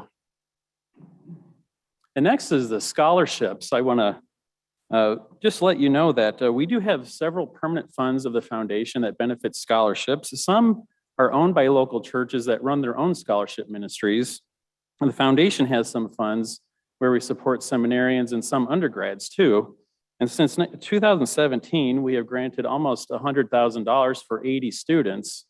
And we participate in 2 matching programs that have granted almost $400,000 in matched scholarship. And that's the Dollars for Scholars program with the United Methodist Higher Education Foundation, and then the Lilly catalyzed scholarship program, the Excellence in Clergy Leadership. Last year, we had the wonderful opportunity of inviting your generosity to meet a critical need when the pandemic shut down everything and the economy just came to a halt. And we had received an anonymous bequest the prior year that was a very generous request that was unrestricted, and the board decided to provide some matching funds to your donations that went directly to the 3 food banks that support our conference. So we opened it up to a $50,000 match, and your generosity was so overwhelming that we raised it to $75,000. And within the space of 1 month, you all donated $82,000 directly to the 3 food banks who reported to us what the donations were, and then we matched the $75,000 for a total of $157,000. Because of their buying power, that's like providing nearly 1 million meals to people in need. So thank you very much for participating in that. And that really got us to thinking that there are a lot of folks out there that are very generous when there is a targeted need that's presented to you. And because that was so successful, we decided, along with some very generous individuals, that said, well, let's try something like that again. And so as George mentioned, this is what we are inviting you to do. The foundation board and other resources that have come forward are supplying $70,000 to match your donations to this new Permanent Fund Uplifting Young Methodist Scholarship, or what we are calling UYMS, UYMS. And we would love to have your matching participation in this so we can start giving scholarships of $10,000 a year and growing each and every year into the future. So today I'm inviting you to participate in this matching program by texting UYMS to the number that you see there on your screen, 833-643-0620, or you can just visit the foundation website, umfnic.org/uplift, or if you just go to umfnic.org, the very first slide you see there will take you to the donation page where you can learn some more information. Thank you very much. And with that, Bishop, I conclude our report and adjourn the meeting of the foundation. Well, thank you, Chris, George, and all those who serve faithfully on the foundation board.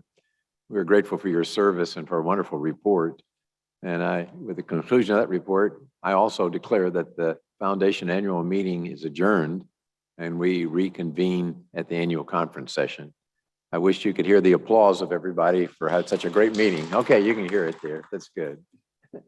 We will now turn to the report and legislation from our Board of Pension. I call upon the Board of Pensions chairperson, the Reverend Catherine Paisley, to bring us a report and lead us in the board's legislative motions. This is Reverend Paisley, who has served on the board for 4 years, I guess, and is in her first year serving as the chair. Catherine is the pastor at Rochelle United Methodist Church, and she brings a deep commitment to the pension program of our church. As the daughter of clergy, she understands how important this resource can be. Reverend Paisley, we're grateful for your service and look forward to your presentation. Thank you, Bishop. Good morning, Northern Illinois Conference. Your Board of Pensions is here before you to provide you with an update on what we're doing to continue to serve the employees, to serve the conference with pension and health benefits for all eligible employees. We have 2 resolutions to present to you today, and after I introduce each one, we'll have time for questions and discussion before we take a vote. Our first resolution is document 680.01, our annual petition regarding eligibility for coverage in our conference pension and health benefit programs. This petition is largely the same as petitions we've passed in earlier annual conferences and sets out the contours of our pensions and health programs for eligible active and retired clergy. It includes one significant change from earlier petitions in that we will be reviewing the years of service counted for retiree health benefits so that only years served in our conference will be credited for our health benefits. This will make the treatment of earlier retirements consistent with the practices for current retirees and consistent with the practices of other conferences. They do not credit years served in other conferences or in other denominations or in other service, as in hospitals, for retiree benefits. It's exceptionally rare for an employer to offer a benefit for years worked for a different employer. We are in a time when we need to steward our resources so they're available in the future for persons who have served and will continue to serve the churches in Northern Illinois. This will require modifying health benefit levels for some retirees starting with the new year. This document also explains the pilot program in which some eligible clergy are exempted from the mandatory coverage. Do we have any questions on this resolution? You asked the question. I'll wait and see if somebody comes in just a minute.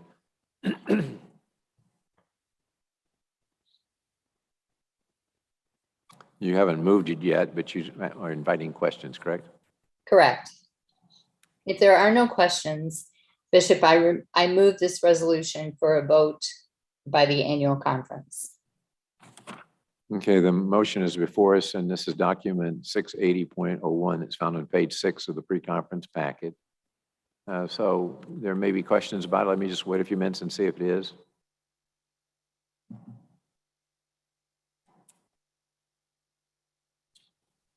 I think these were in the pre-conference briefing, so some of you had a chance. And it seems like every time we have this virtual things, more and more people are hopping on the pre-conference briefing, which helps a lot.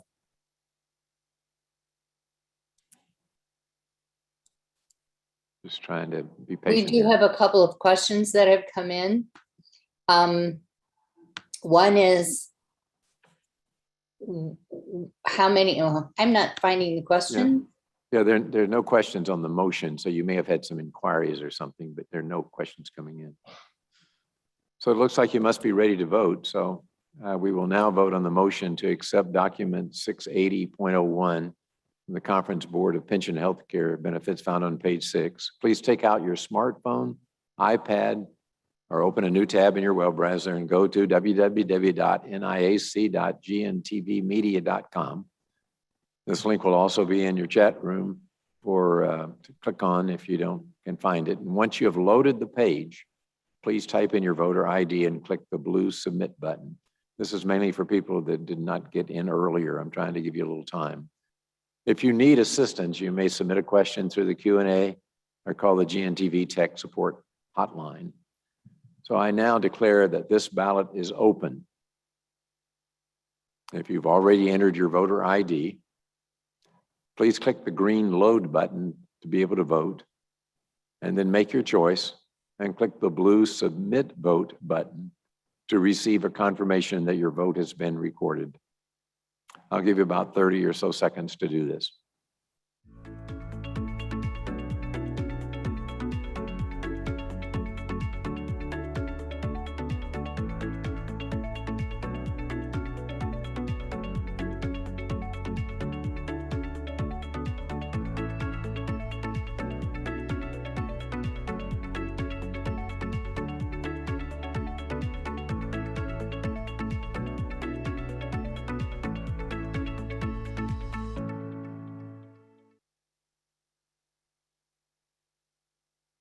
Seconds here. A few more seconds and then we'll no longer be able to vote, so.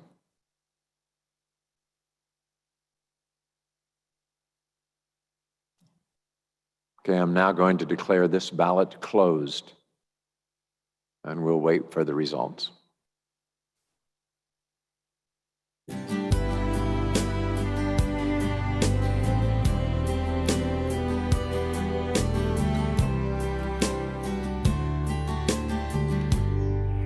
I want to thank the United Methodist Church. I believe your investment on education will not be in vain. I'm Dinkin Calbert. We're in Jalingo, Nigeria. I've been a United Methodist all through my life, and I graduated with a master's degree in environmental management. I grew up witnessing the degradation going within our environment. You know, you see erosion everywhere, you see pollution everywhere, and I saw the need to go and gain more knowledge to be able to tell people what it takes, you know, what they need to do to reduce the problems that are so predominant in our area. With Lisa, my mentor, we are in touch of environmental scholars. There are people that study in the health sector. There are people that are doing research even in the environment, and there are other people that are also concerned about poverty in other parts of the country. We want to develop a network of concerned activists who will develop a study on the environment for the church. By giving to United Methodist World Communion Sunday, it will empower me to be a solution provider to the people within my community and the church at large.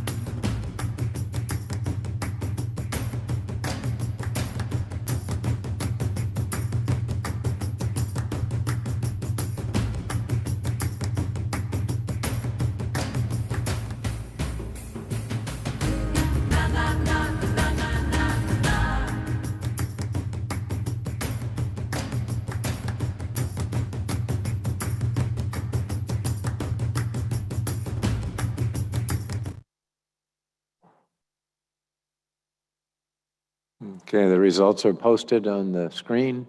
You can see that the resolution passes 289 to 22. And now I turn back to the Chair of Pensions for their second resolution. Thank you, Bishop. I would like to comment on a couple of questions that came in too late for us to answer them before the vote. The plans for retirees are an annual determination, so it is legal for this to be done. About 10% of clergy will be affected by this. 10% of retired clergy will be affected by this. It will save the conference $75,000 a year. And some of those that are affected are receiving health benefits from the employers that had that covered, those years covered. So in a sense, it was double dipping in some cases. Thanks for giving that clarity. It was brought to my attention that some people are trying to submit questions through the Q&A when we're on a motion, and whenever we're debating a motion that's before us, you need to go to the button where it says "Get recognized" in order to ask the question. I think that button is orange, but just keep that in mind, that when there is a debate on any kind of motion before us, in order to ask a question formally, you need to hit that "Get recognized" button, the orange button, and you can do it that way. Okay, so go ahead and continue your report. Thank you, Bishop. Our second resolution, document 680.02, would provide the authorization of the annual conference for us to begin a funding initiative that we're calling Because They Cared.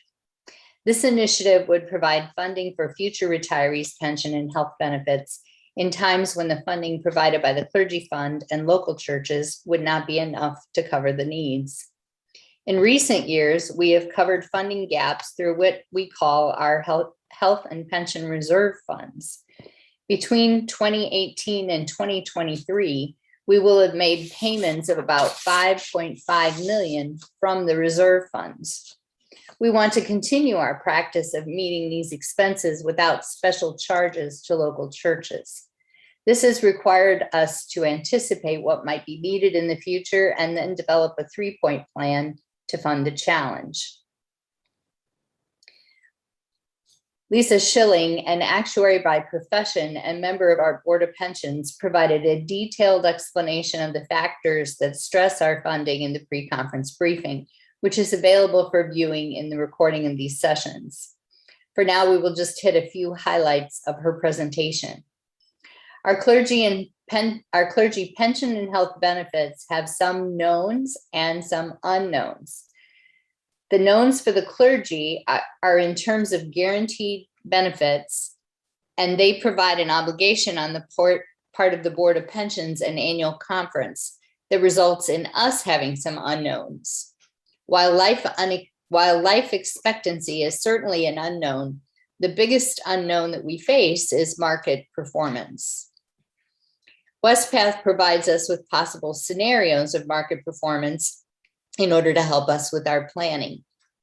We've chosen a conservative market performance scenario for our planning to hopefully ensure that we adequately plan to have resources available to meet anticipated needs without having to ask local churches for additional funding.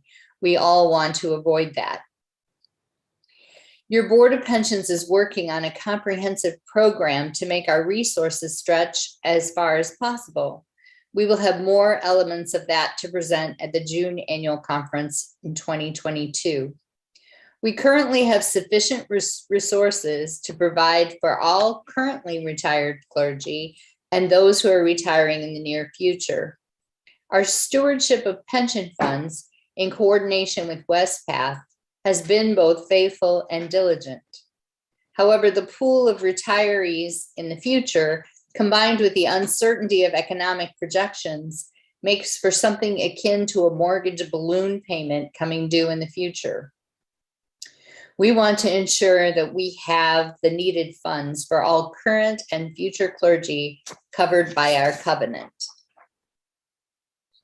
It might help to think of this situation as having a bushel basket of apples that's intended to provide food for times to come. We want to make sure that our bushel basket has enough apples to distribute to our retirees so that they all have enough. We are also looking for more ways to get apples in our bushel for distribution. The first steps are the petition that we just passed that will right-size some of our health benefits for past retirees, and the Because They Cared initiative that I am explaining now. This is the document 680.02 that is before you.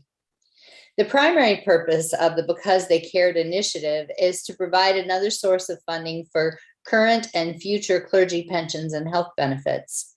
It will put more apples in our bushel basket for later distribution. But these are special apples, ones that will multiply over time with the miracle of compound interest. So in the future, they will provide a future funding source to share with our retirees, reducing anxieties over uncertain market performance. CCFA has considered, referred, and consents to the conference consideration of this appeal. We want to recognize the contributions of past and current clergy in enriching our lives as well. Too often we take our dedicated and caring clergy for granted. Clergy morale is a problem in part because we hear the criticisms more powerfully than the affirmation. Most of us can think of several clergy who offered wisdom as needed, or the compassionate presence of God, or life-giving instruction. We need to share those stories. We can tell the stories and honor those clergy who have been special to us with contributions that will help fund future clergy pensions as donations in their honor. Donations to the Because They Cared initiative would be acknowledged with the person listed on our roll of saints. For a donation of $100, each of our saints would be listed on a website page. This initiative is a way to express deep appreciation for clergy members and demonstrate the conference's spirit of gratitude for the lives and witnesses of those who have shaped us. This is an initiative rather than a campaign because we envision this as a permanent part of our conference life. At the point of retirement, we could gather the stories of how each retiring clergy impacted our members and churches and invite contributions in their honor to care for future generations of clergy. Our retirees might also share their stories of clergy who have blessed them. And when the time came for our memorial services, we would have a wealth of stories to choose from to share. As I share a couple of my stories, I invite you to consider some of the clergy who invested their care in you over your lifetime. The first year my husband Randy and I were married, we lived in Rockford and attended Christ UMC. Dr. Bill Cole was the senior pastor, and his caring investment in our marriage was significant. We were navigating the different expectations and family values that young couples experience with the requisite number of conflicts. After one Bible study session, not with Dr. Cole, I should say, our differences in scriptural interpretation erupted. After 2 days of not talking, when I picked Randy up at school, I drove straight to the church, flounced into Dr. Cole's office, and announced, "I sure hope you can help us, because if not, our marriage is over." I'm horrified now at my presumption. I had responded to him as I would have to my father, which is an odd compliment. But Dr. Cole didn't seem shocked at all, and he magically worked everything out. And if that isn't worth $100, I don't know what is. While Randy was in high school in Dixon, he was the quarterback on the football team. His parents, with 3 younger boys at home, couldn't possibly get him home from football, feed him, and get him to choir at Dixon First UMC, where they were faithful members. So Reverend Dr. Bob Schum, who didn't want him to drop out of the choir, picked him up for 2 years during football season, picking up this sweaty quarterback from practice on Wednesdays, took him to the parsonage, fed him dinner so he could go to choir, and took him home afterwards. And if that isn't worth $100, I don't know what is. Youth pastors who nurtured us in faith, caring pastors who walked with us through the hardest losses of our life with words that actually did provide comfort, words from the pulpit that seemed to speak directly into our hearts, colleagues who listened with compassion as we poured out our doubts and fears. Our lives have been blessed by the pastors who poured the love of God into us. We have a challenge before us.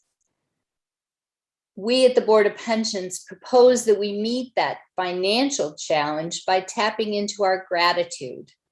One of the ways we can do this is gifts in honor and memory of those who have given so much to us.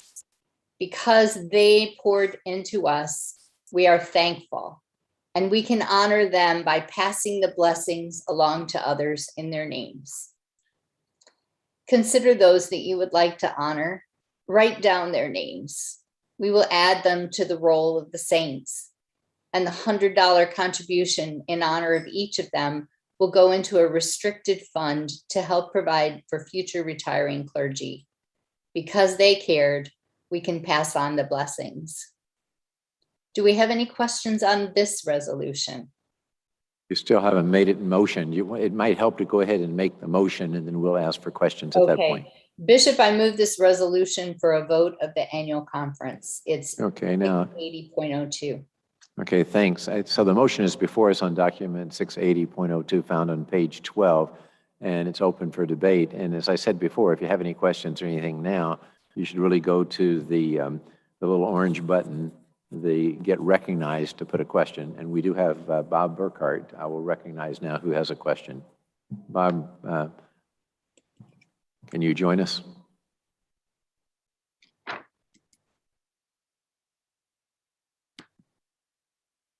It may take us a second to get this connected here. There was a question asked about whether or not we can make donations in the name of a deceased person, and the answer is yes. But there's also somebody wants to speak to the motion. I think Bob Burkhart, we're giving you a chance to speak to it. No, I just got on. I put. Oh, good. Okay, we're patient. Okay.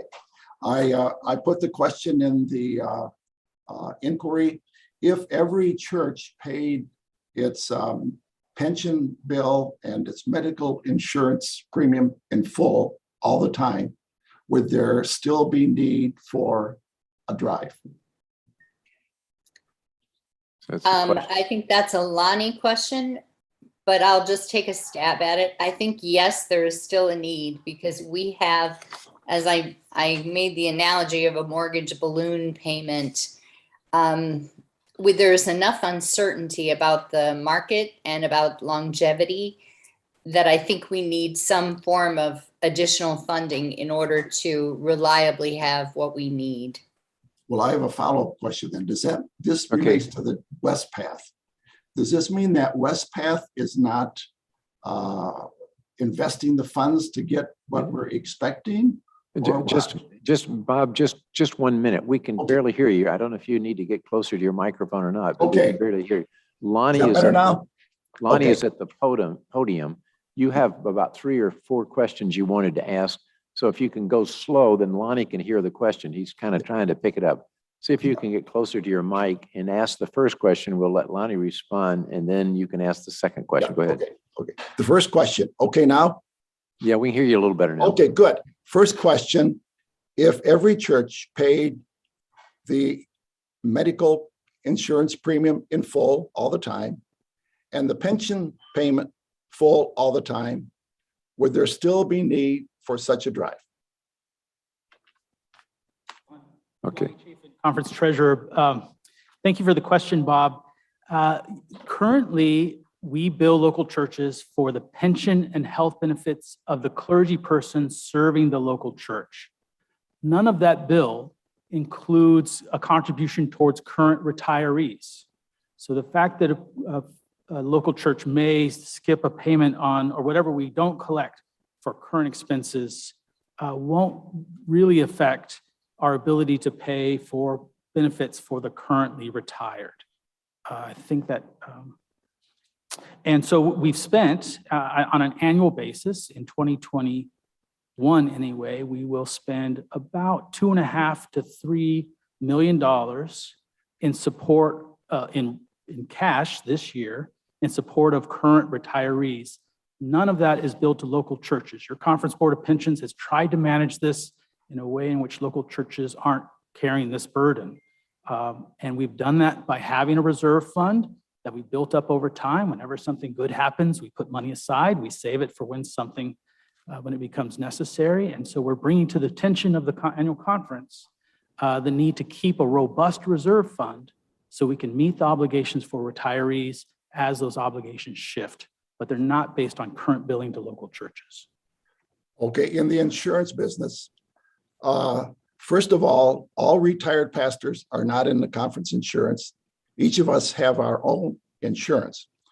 We receive the HRA, of course, which we had just talked about, but that I understand is basically supported by the clergy fund. Is that not correct? You're correct in all of that. So there's not a health insurance problem for currently retired pastors. The pension thing, I'm retired, all my money is already in Westpath, and there's no more money that's added by the conference to that. And so how does that, I can't figure out how that makes a difference. That is a complicated answer to a direct question, Bob. I'm going to do my best with that. So we receive from the clergy fund an amount every year. We use most of those funds to support retiree HRA accounts, as you correctly identified. And there's some 300 or so retired clergy families who receive those HRA grants. It's about $1.4 million per year. Most of that we receive from the clergy fund. But in looking long-term at the challenges of affording all that we promise retirees, we think that there's going to be pressure in the future to meet that obligation. So the Conference Board of Pensions, as Catherine has just identified, is approaching this in 3 steps. One, we're going to try to raise some funds through the Because They Cared campaign. Secondly, we're going to have to do some trimming on what we promise for retirees. And that's mostly so we can afford this benefit going forward, so that people who are working today can also rely upon that health benefit upon their retirement. And third, when the Compass program starts with general church votes on the Compass program, assuming there's a general church, we'll adapt how we bill that. That's kind of down the road. So then your question is, if clergy fund is substantially but not entirely paying for retiree health, what are the obligations around retiree pension? And while it's true there are accounts at Westpath for retirees to receive funds, annuities and funds in retirement, those accounts are guaranteed by the conference. And should a bad market environment develop, the conference is going to have to step in and guarantee those funds continued in retirement. So partly this reserve fund is to make sure we can meet those promises, meet those guarantees in an adverse market situation. And then, Bob, as you well know, clergy working prior to 1980, there was no pension program before 1982, besides a DBSM account. As I understand it, before 1982 at annual conference, they took up a collection for the retirees, and then they just handed the retirees that amount, and that was your pension for the year. So it's a little more systemic now. And we have every year, we get from Westpath a valuation of how much money we have in our account to cover those pre-82 promises. So this is payments to current retirees for service they worked before 1982. They tell us how much is in our account for that purpose, and then how much we need to have in our account for that purpose. And we have a disciplinary obligation. Is this too much?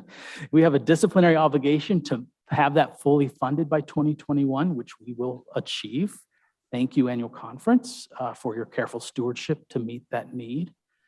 But in any particular year, if the market takes away some of the money that we had put aside, the conference has to again step in and make a contribution in order to meet that new obligation.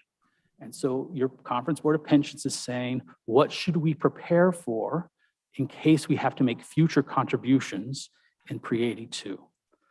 As Catherine mentioned, between 2018 and 2023, we will make a $5.6 million contribution to fund pensions for years served before 1982. And that's all coming from reserves. None of that is coming from local churches. And that is a big hit on the reserves, as you can imagine.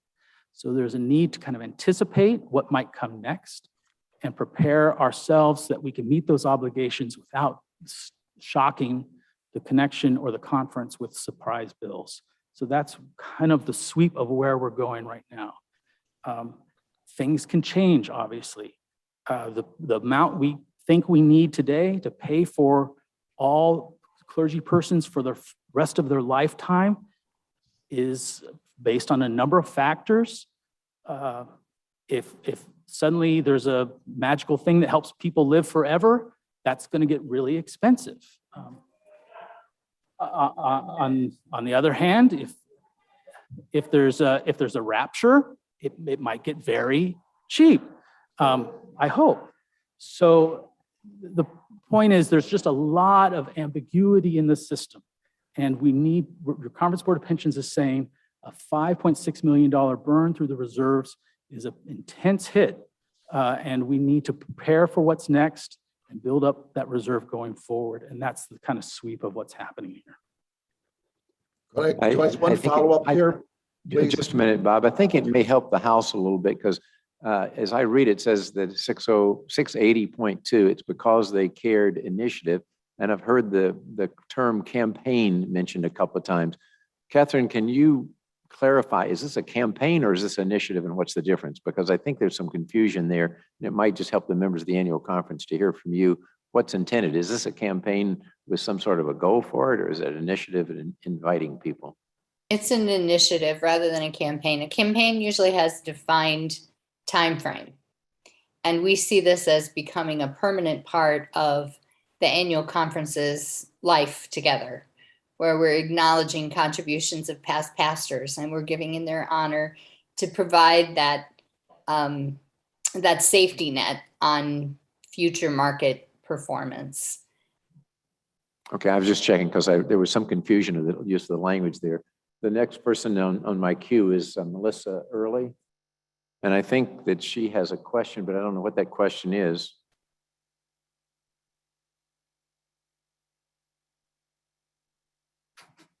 Melissa Early.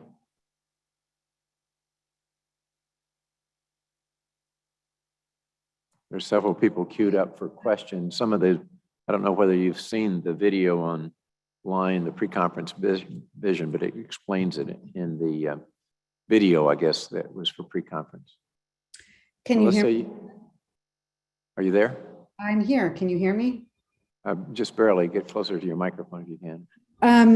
Bishop, my question was when the Catherine referred to a balloon payment, and I'm wondering when that would be due. And then I'm wondering what the shortfall is anticipated to be, if known, and if this initiative, how much this initiative is expected to raise. Can you respond to that, Catherine? They want to know how much it's expected to raise. We have no expectation at this point. We have hopes. In terms of the quote balloon payment, if you review Lisa Schilling's outstanding presentation at the pre-conference briefing, you will see on one of those slides, there's this red area on the right side of the screen. That's what we're referring to, the point where the even contributions of Clergy Fund and the annual conference are not sufficient. Just as in this past 5 years, we will have looked at over $5 million that had to be contributed from the reserve fund. We anticipate something similar is going to be happening. As far as how much it's going to be and when, those things are kind of a moving target, but we do know that that's likely to happen at the point that we have more retirees living than presently. That may be one factor. Lonnie could probably give a more detailed response if he's available. Lonnie, do you need to? I would just add a quick answer to that. Again, assuming a poor market performance, we think there's a $250,000 payment due in 2035 and maybe $500,000 a year after that. But that's based on what the market does, right? Yeah. I recognize Gary Green, who also has a question. Gary, can you connect with us?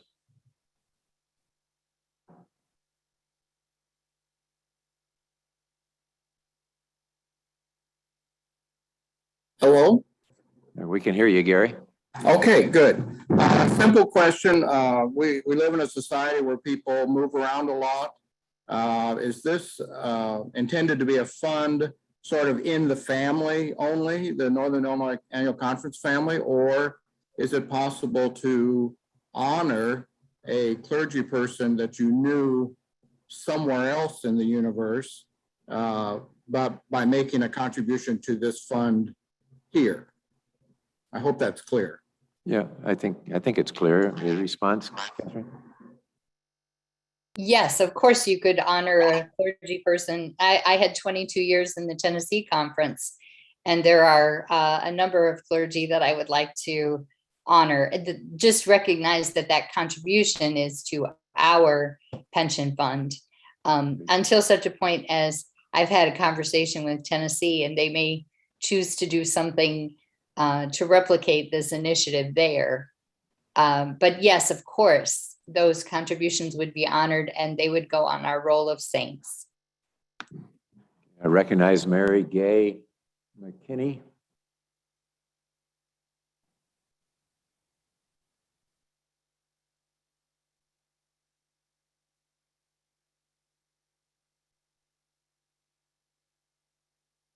Are you connected, Mary Gay? Yes, can you hear me now? Yes, we can. So what I was not clear about, is the amounts that are vested in post 1982, are those amounts, can they be cut, or are we simply, we're back to the other resolution, or are we talking about cuts to the pre-82? I can't quite understand what you're asking for, Lonnie. I think what you typed in is these funds dedicated for pre-82. Is that correct? You know, when we're talking about cutting the retirees' pensions, are we talking about cutting the vested amounts that have been vested post 82, or are we simply talking about cutting the amounts that are pre 82? Lonnie? Thank you for the question. It's important. We're talking about we're using a lot of terms here, and sometimes we can miscommunicate. So I thank you for your question because it helps us clarify some situations. We aren't addressing, there's no cut to pensions, not pre-82, not MPP, not CRISP-DB, not the annuity you have from your MPP accounts. Once your funds are at Westpath, they're locked for your lifetime. So there's nothing the annual conference can do to cut the pensions for a retired clergy person. What we did in the earlier was talk about the retiree health benefit. There are HRA accounts that we give to retirees for them to use to pay for their Medicare supplement. And that's where we trimmed $75,000 from a $1.4 million annual obligation because there was some duplication going on there, and we're trying to preserve that program for the next generation of clergy. So I'm sorry. I hope that clarifies what just happened and what we're talking about now. Thank you, Lonnie. I don't see any other questions. We're in the middle of a motion on the floor. We've had several questions about it. I'm still giving a little time, but then we're going to move to a vote. So I'm just going to give you a few more seconds to see if any other questions or anybody has any comments they want to make.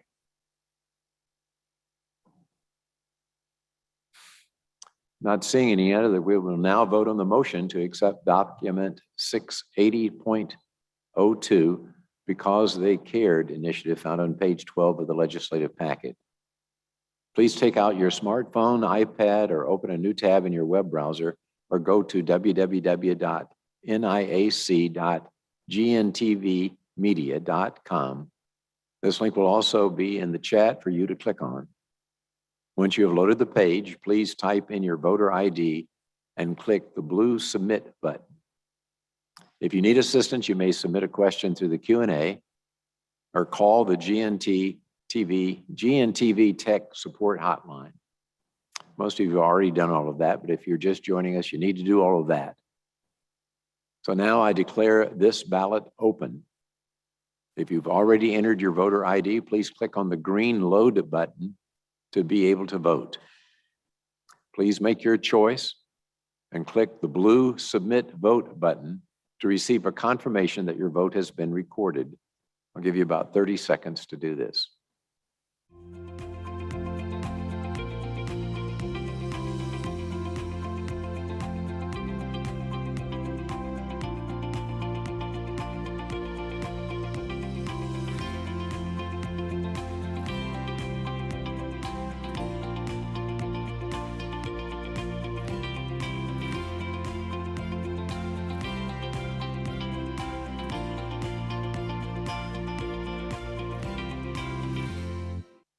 I'll give you just a few more seconds here.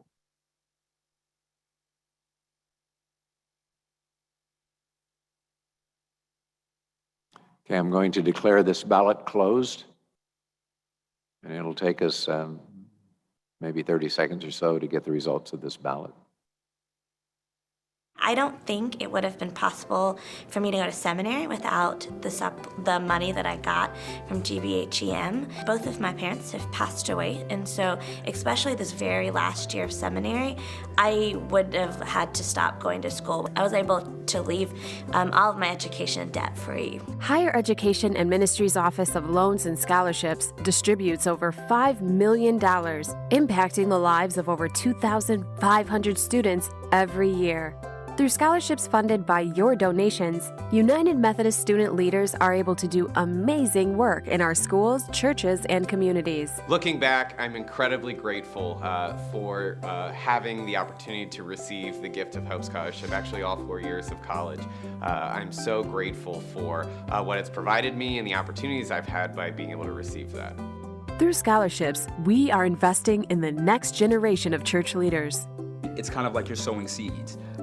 Not to get all biblical, but you plant this in these people who will continue to do the great work that's been started by the donors and others like themselves. We don't always think of it going to a person like me who has loans and needs help paying for seminary, who wants to be a leader and make a difference and serve God in the church and needs help to do it.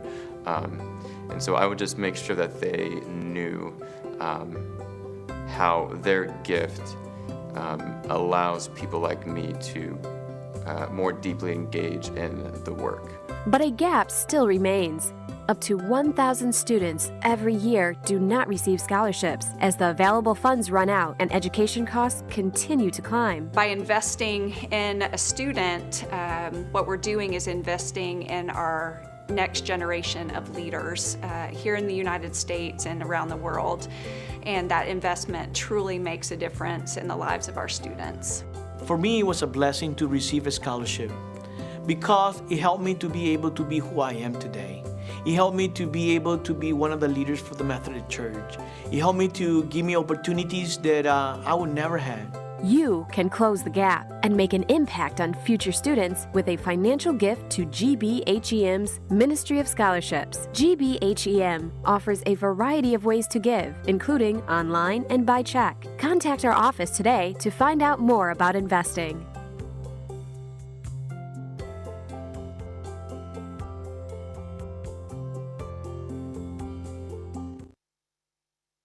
Okay, the results of the ballot are posted on the screen. As you can see, the initiative was approved, 303 yes and 16 no. Is there anything else that you have, Reverend Paisley? I didn't think so, but I want to double check. No, thank you, Bishop. Well, thank you for your work and leadership as the Board of Pension offers a solid footing for our many faithful pastors who have served over the years. We now call on the chair of our Council on Finance and Administration to share final information prior to our vote on the 2022 budget. Tammy? Thank you, Bishop. I'm Reverend Tammy Scott.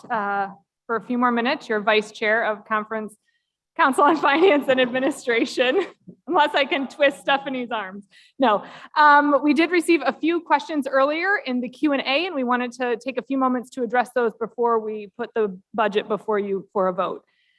We had a question asking, what are social reform grants? There are $15,000 allotted for this. The response is that there will be 3 grants awarded from applications submitted by November 1st. And you can find out more about the intent and availability of these grants on the conference website.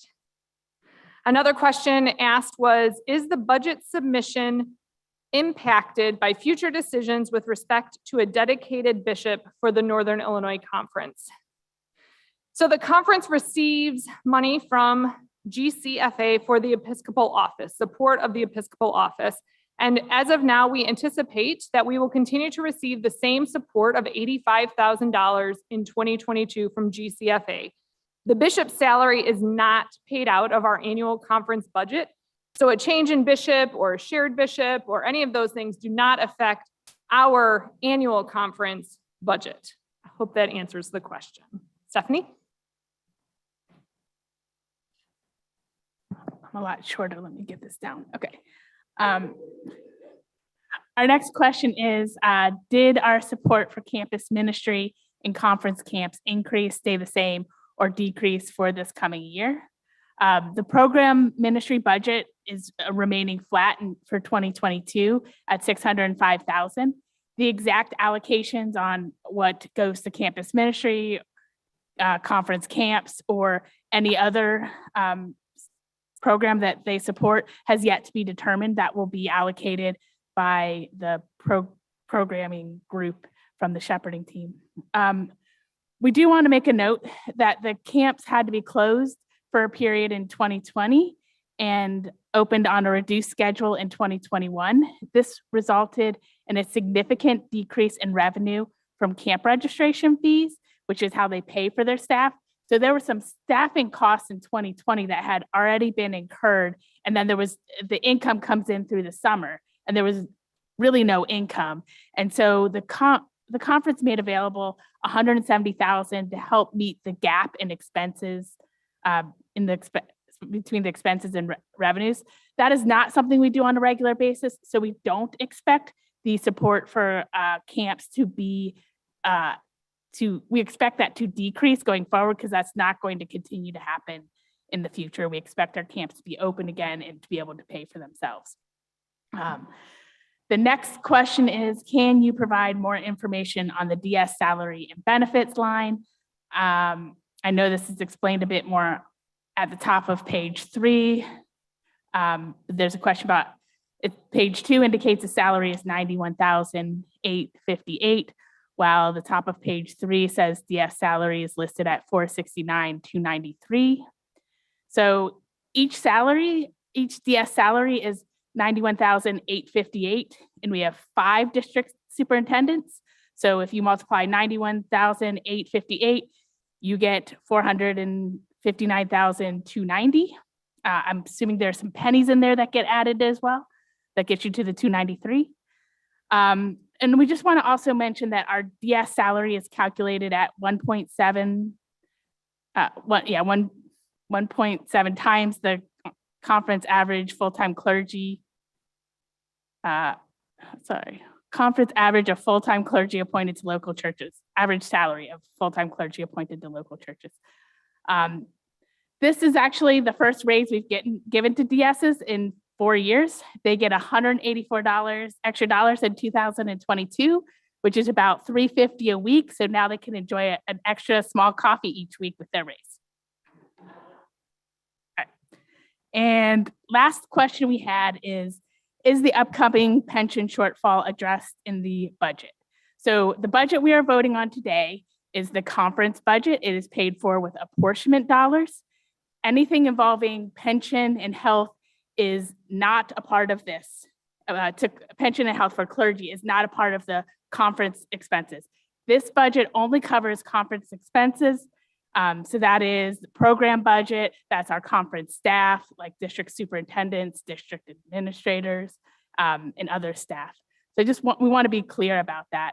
The Board of Pensions has their own budget, and I think you heard from them some more about how this shortfall is being addressed. So if you have more questions, you can always address them to the Board of Pensions. So those were the questions we received.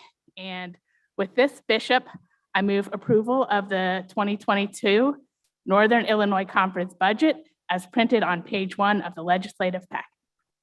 Okay, now the budget is formally before us for any kind of debate or questions. So let's give some time to see if anybody has any questions.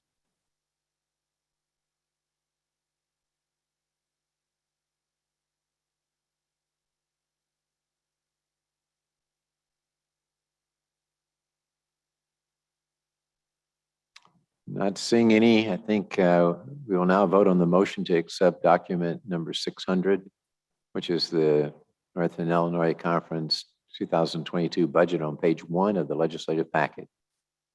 So for those of you that have not joined in until now, please take out your smartphone, iPad, or open a new tab and go to the website. This link will be able to also be found in your chat. So if you need to go there, you can click on it. Once you have located the page, type in your voter ID and click the blue submit button. If you need assistance, you may submit your question through the Q&A or call the GNTV Tech Support Hotline. So with that, I declare this ballot open. If you've already entered your voter ID, please click the green load button to be able to vote. Make your choice and click the blue submit vote button to receive a confirmation that your vote has been recorded. I'm going to give you about 30 seconds to do this.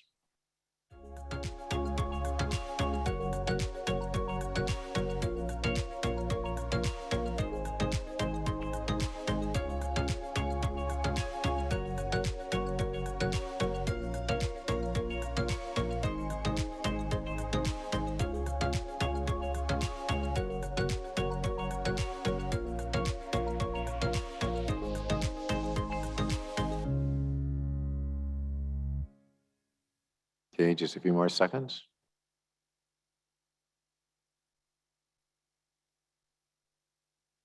I'm going to declare this ballot closed. We should have the results shortly.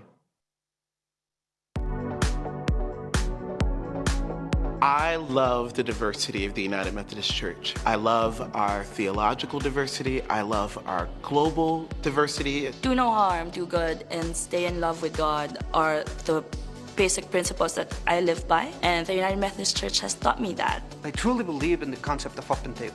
That is not nice to have. That is our response to our doctrine, to our beliefs, and to our history as United Methodist people. Peu de bonheur. It's important to take part in this family to contribute to the transforming of the world. Parce que nous sommes appelés à transformer le monde. I found myself in a role of becoming one of our UMYF presidents over the years. And really, it was during that time that I began to see my own worth, my own value as a person of faith, as a person and a member of creation. I want other young people to give the church a chance, because for me it was like finding a home, and I could try things out and get to know myself better. I feel like I became a leader in the church because it was just instilled in me. That's how I grew up. I have great hope for the church, and I'm just proud to be a United Methodist.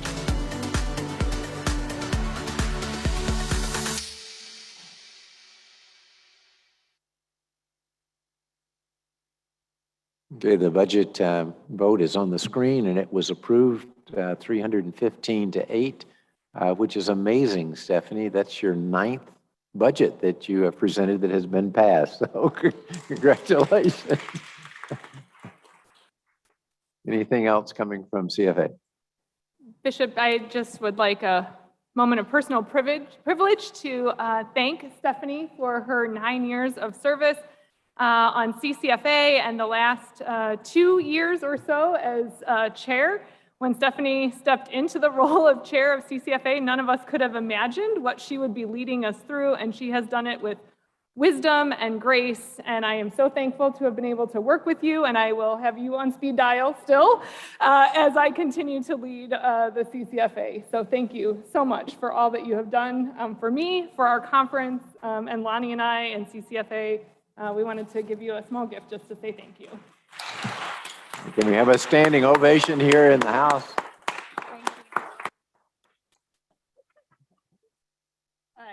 Any of you know how big of an Ohio State fan I am, you know that this is perfect for me. It's not easy for a Northwestern fan to go shopping. Thank you. I've enjoyed my time on CCFA, and you know, I know I need a break, and I'm a little sad to stop working on it, but I wish you guys the best, and I know I'm leaving it in extremely capable hands, so that makes me a lot more confident. But thank you, and if people are interested, you know, we'd love to have more people on CCFA. It's a fun group, and I do really believe that we try and listen to what the conference needs and what the conference wants and try and respond to that. So I hope we can continue to do that. Thank you. Thank you so much. You've not only given us your expertise, you've given us your heart and your love for the churches. And after 12 years, I would say in Ohio, I would say go Bucks. That's wonderful. Well, I think this pretty much wraps up the business that's before us. And so we want to have our closing comments from Deborah Dangerville, who actually framed our two sessions and has been the servant committee that's made this conference possible. So Deborah, let me turn to you.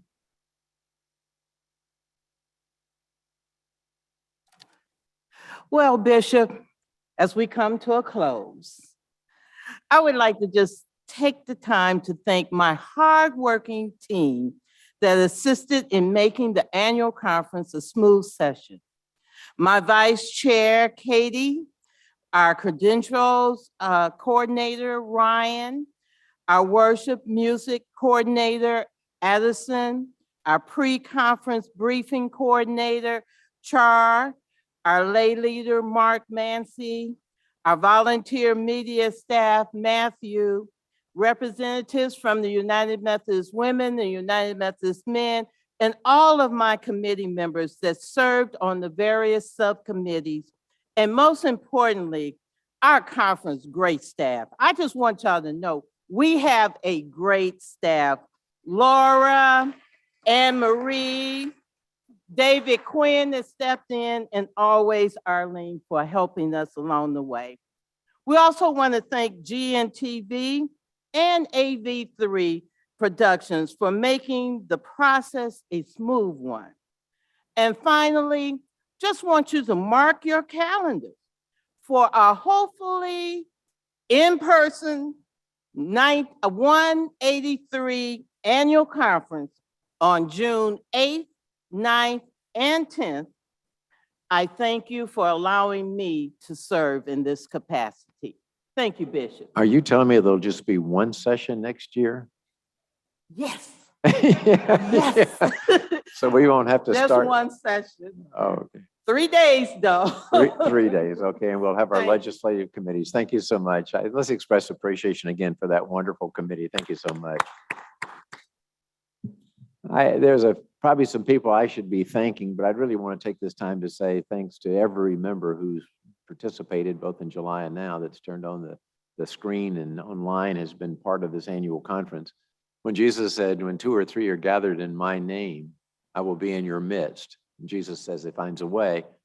I don't know if the gospel writer who recorded that even dreamed that we could have 2 or 3 gathered on an online virtual annual conference. But I'd like to thank GNTV and all the others who work behind the scenes, all those who've been on the committees, and mostly thank for you that our spirit goes beyond our in-person meetings, both in our local congregations and both in our annual conference, even in our general church. And there's a new openness, I think, to virtual connections that move us beyond just the parochial areas in which we serve. We have more opportunities now to share our pulpits, to share our Bible studies, to learn from each other than we've ever had before. And I'm convinced that Jesus is going to find a way for us in Northern Illinois to catch the new wave of a new spiritual awakening that our society needs so much in our many busyness and our divisions. And so my advice to you as we close this session, and especially I think to clergy, is that before we add another event or another program, we need to think about the relationships that we have in our congregations and in our communities. And maybe we need to focus this year a little bit on relationships more than just programs. Now, I realize the best of a program is a relationship where you get people together around a particular subject or interest. And now we can do that very quickly, a small or large group with Zoom.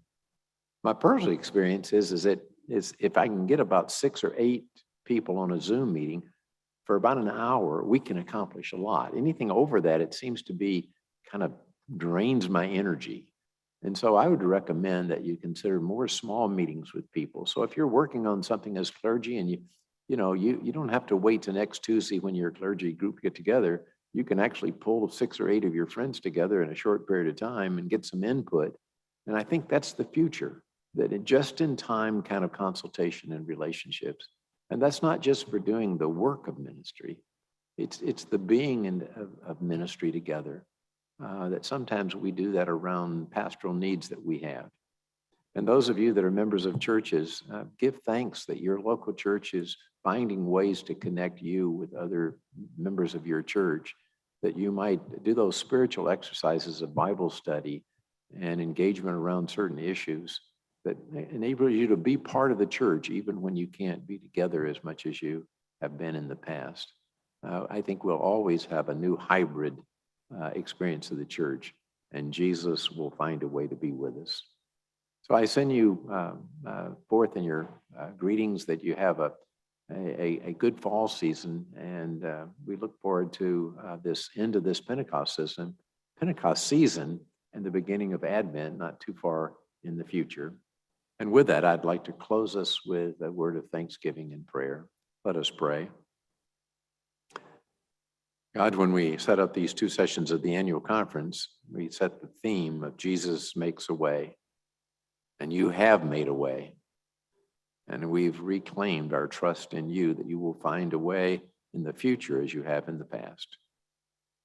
So we give you thanks for guiding us through from this last conference to this conference, and how you've seen us in the past will give us strength to look forward to a future that's still uncertain, but we put our trust into you. Send us forth this day, grateful that we have an annual conference called the Northern Illinois Conference. And let us celebrate and rejoice for all that you're doing with us and will do us in the coming year. In the strong name of Jesus, we pray. Amen. Go in peace, friends. God bless you.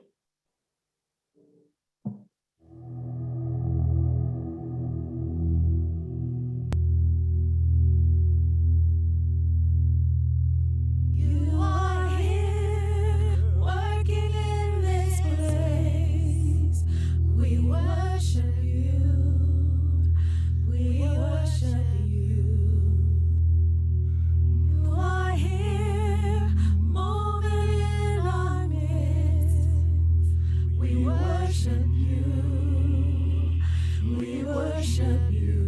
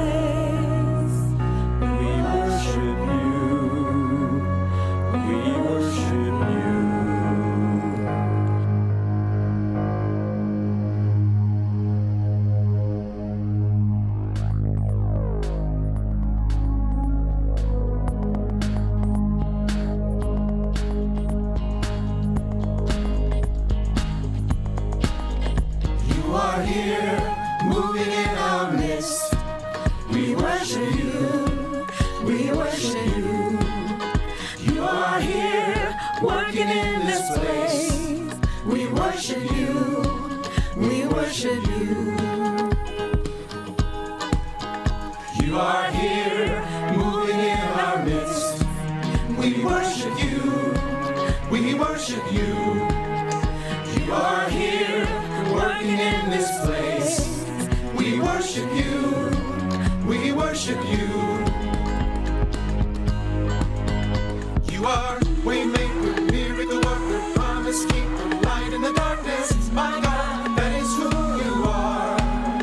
You are waymaker, miracle worker, promise keeper, light in the darkness. My God, that is who you are.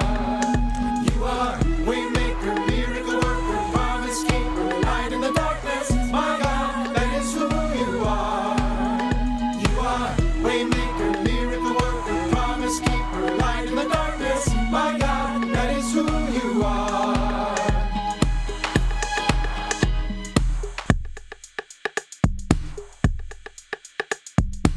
Shackled and chains like David in the lion's den. Black culture be the peace we confide in. From the bottom to the top we rise by the mercy of the Lord who is seated on high.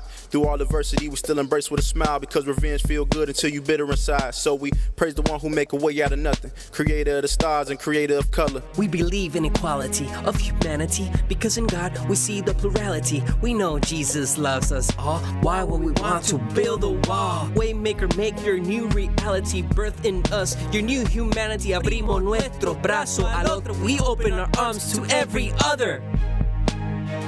You are waymaker, miracle worker, promise keeper, light in the darkness. My God, that is who you are.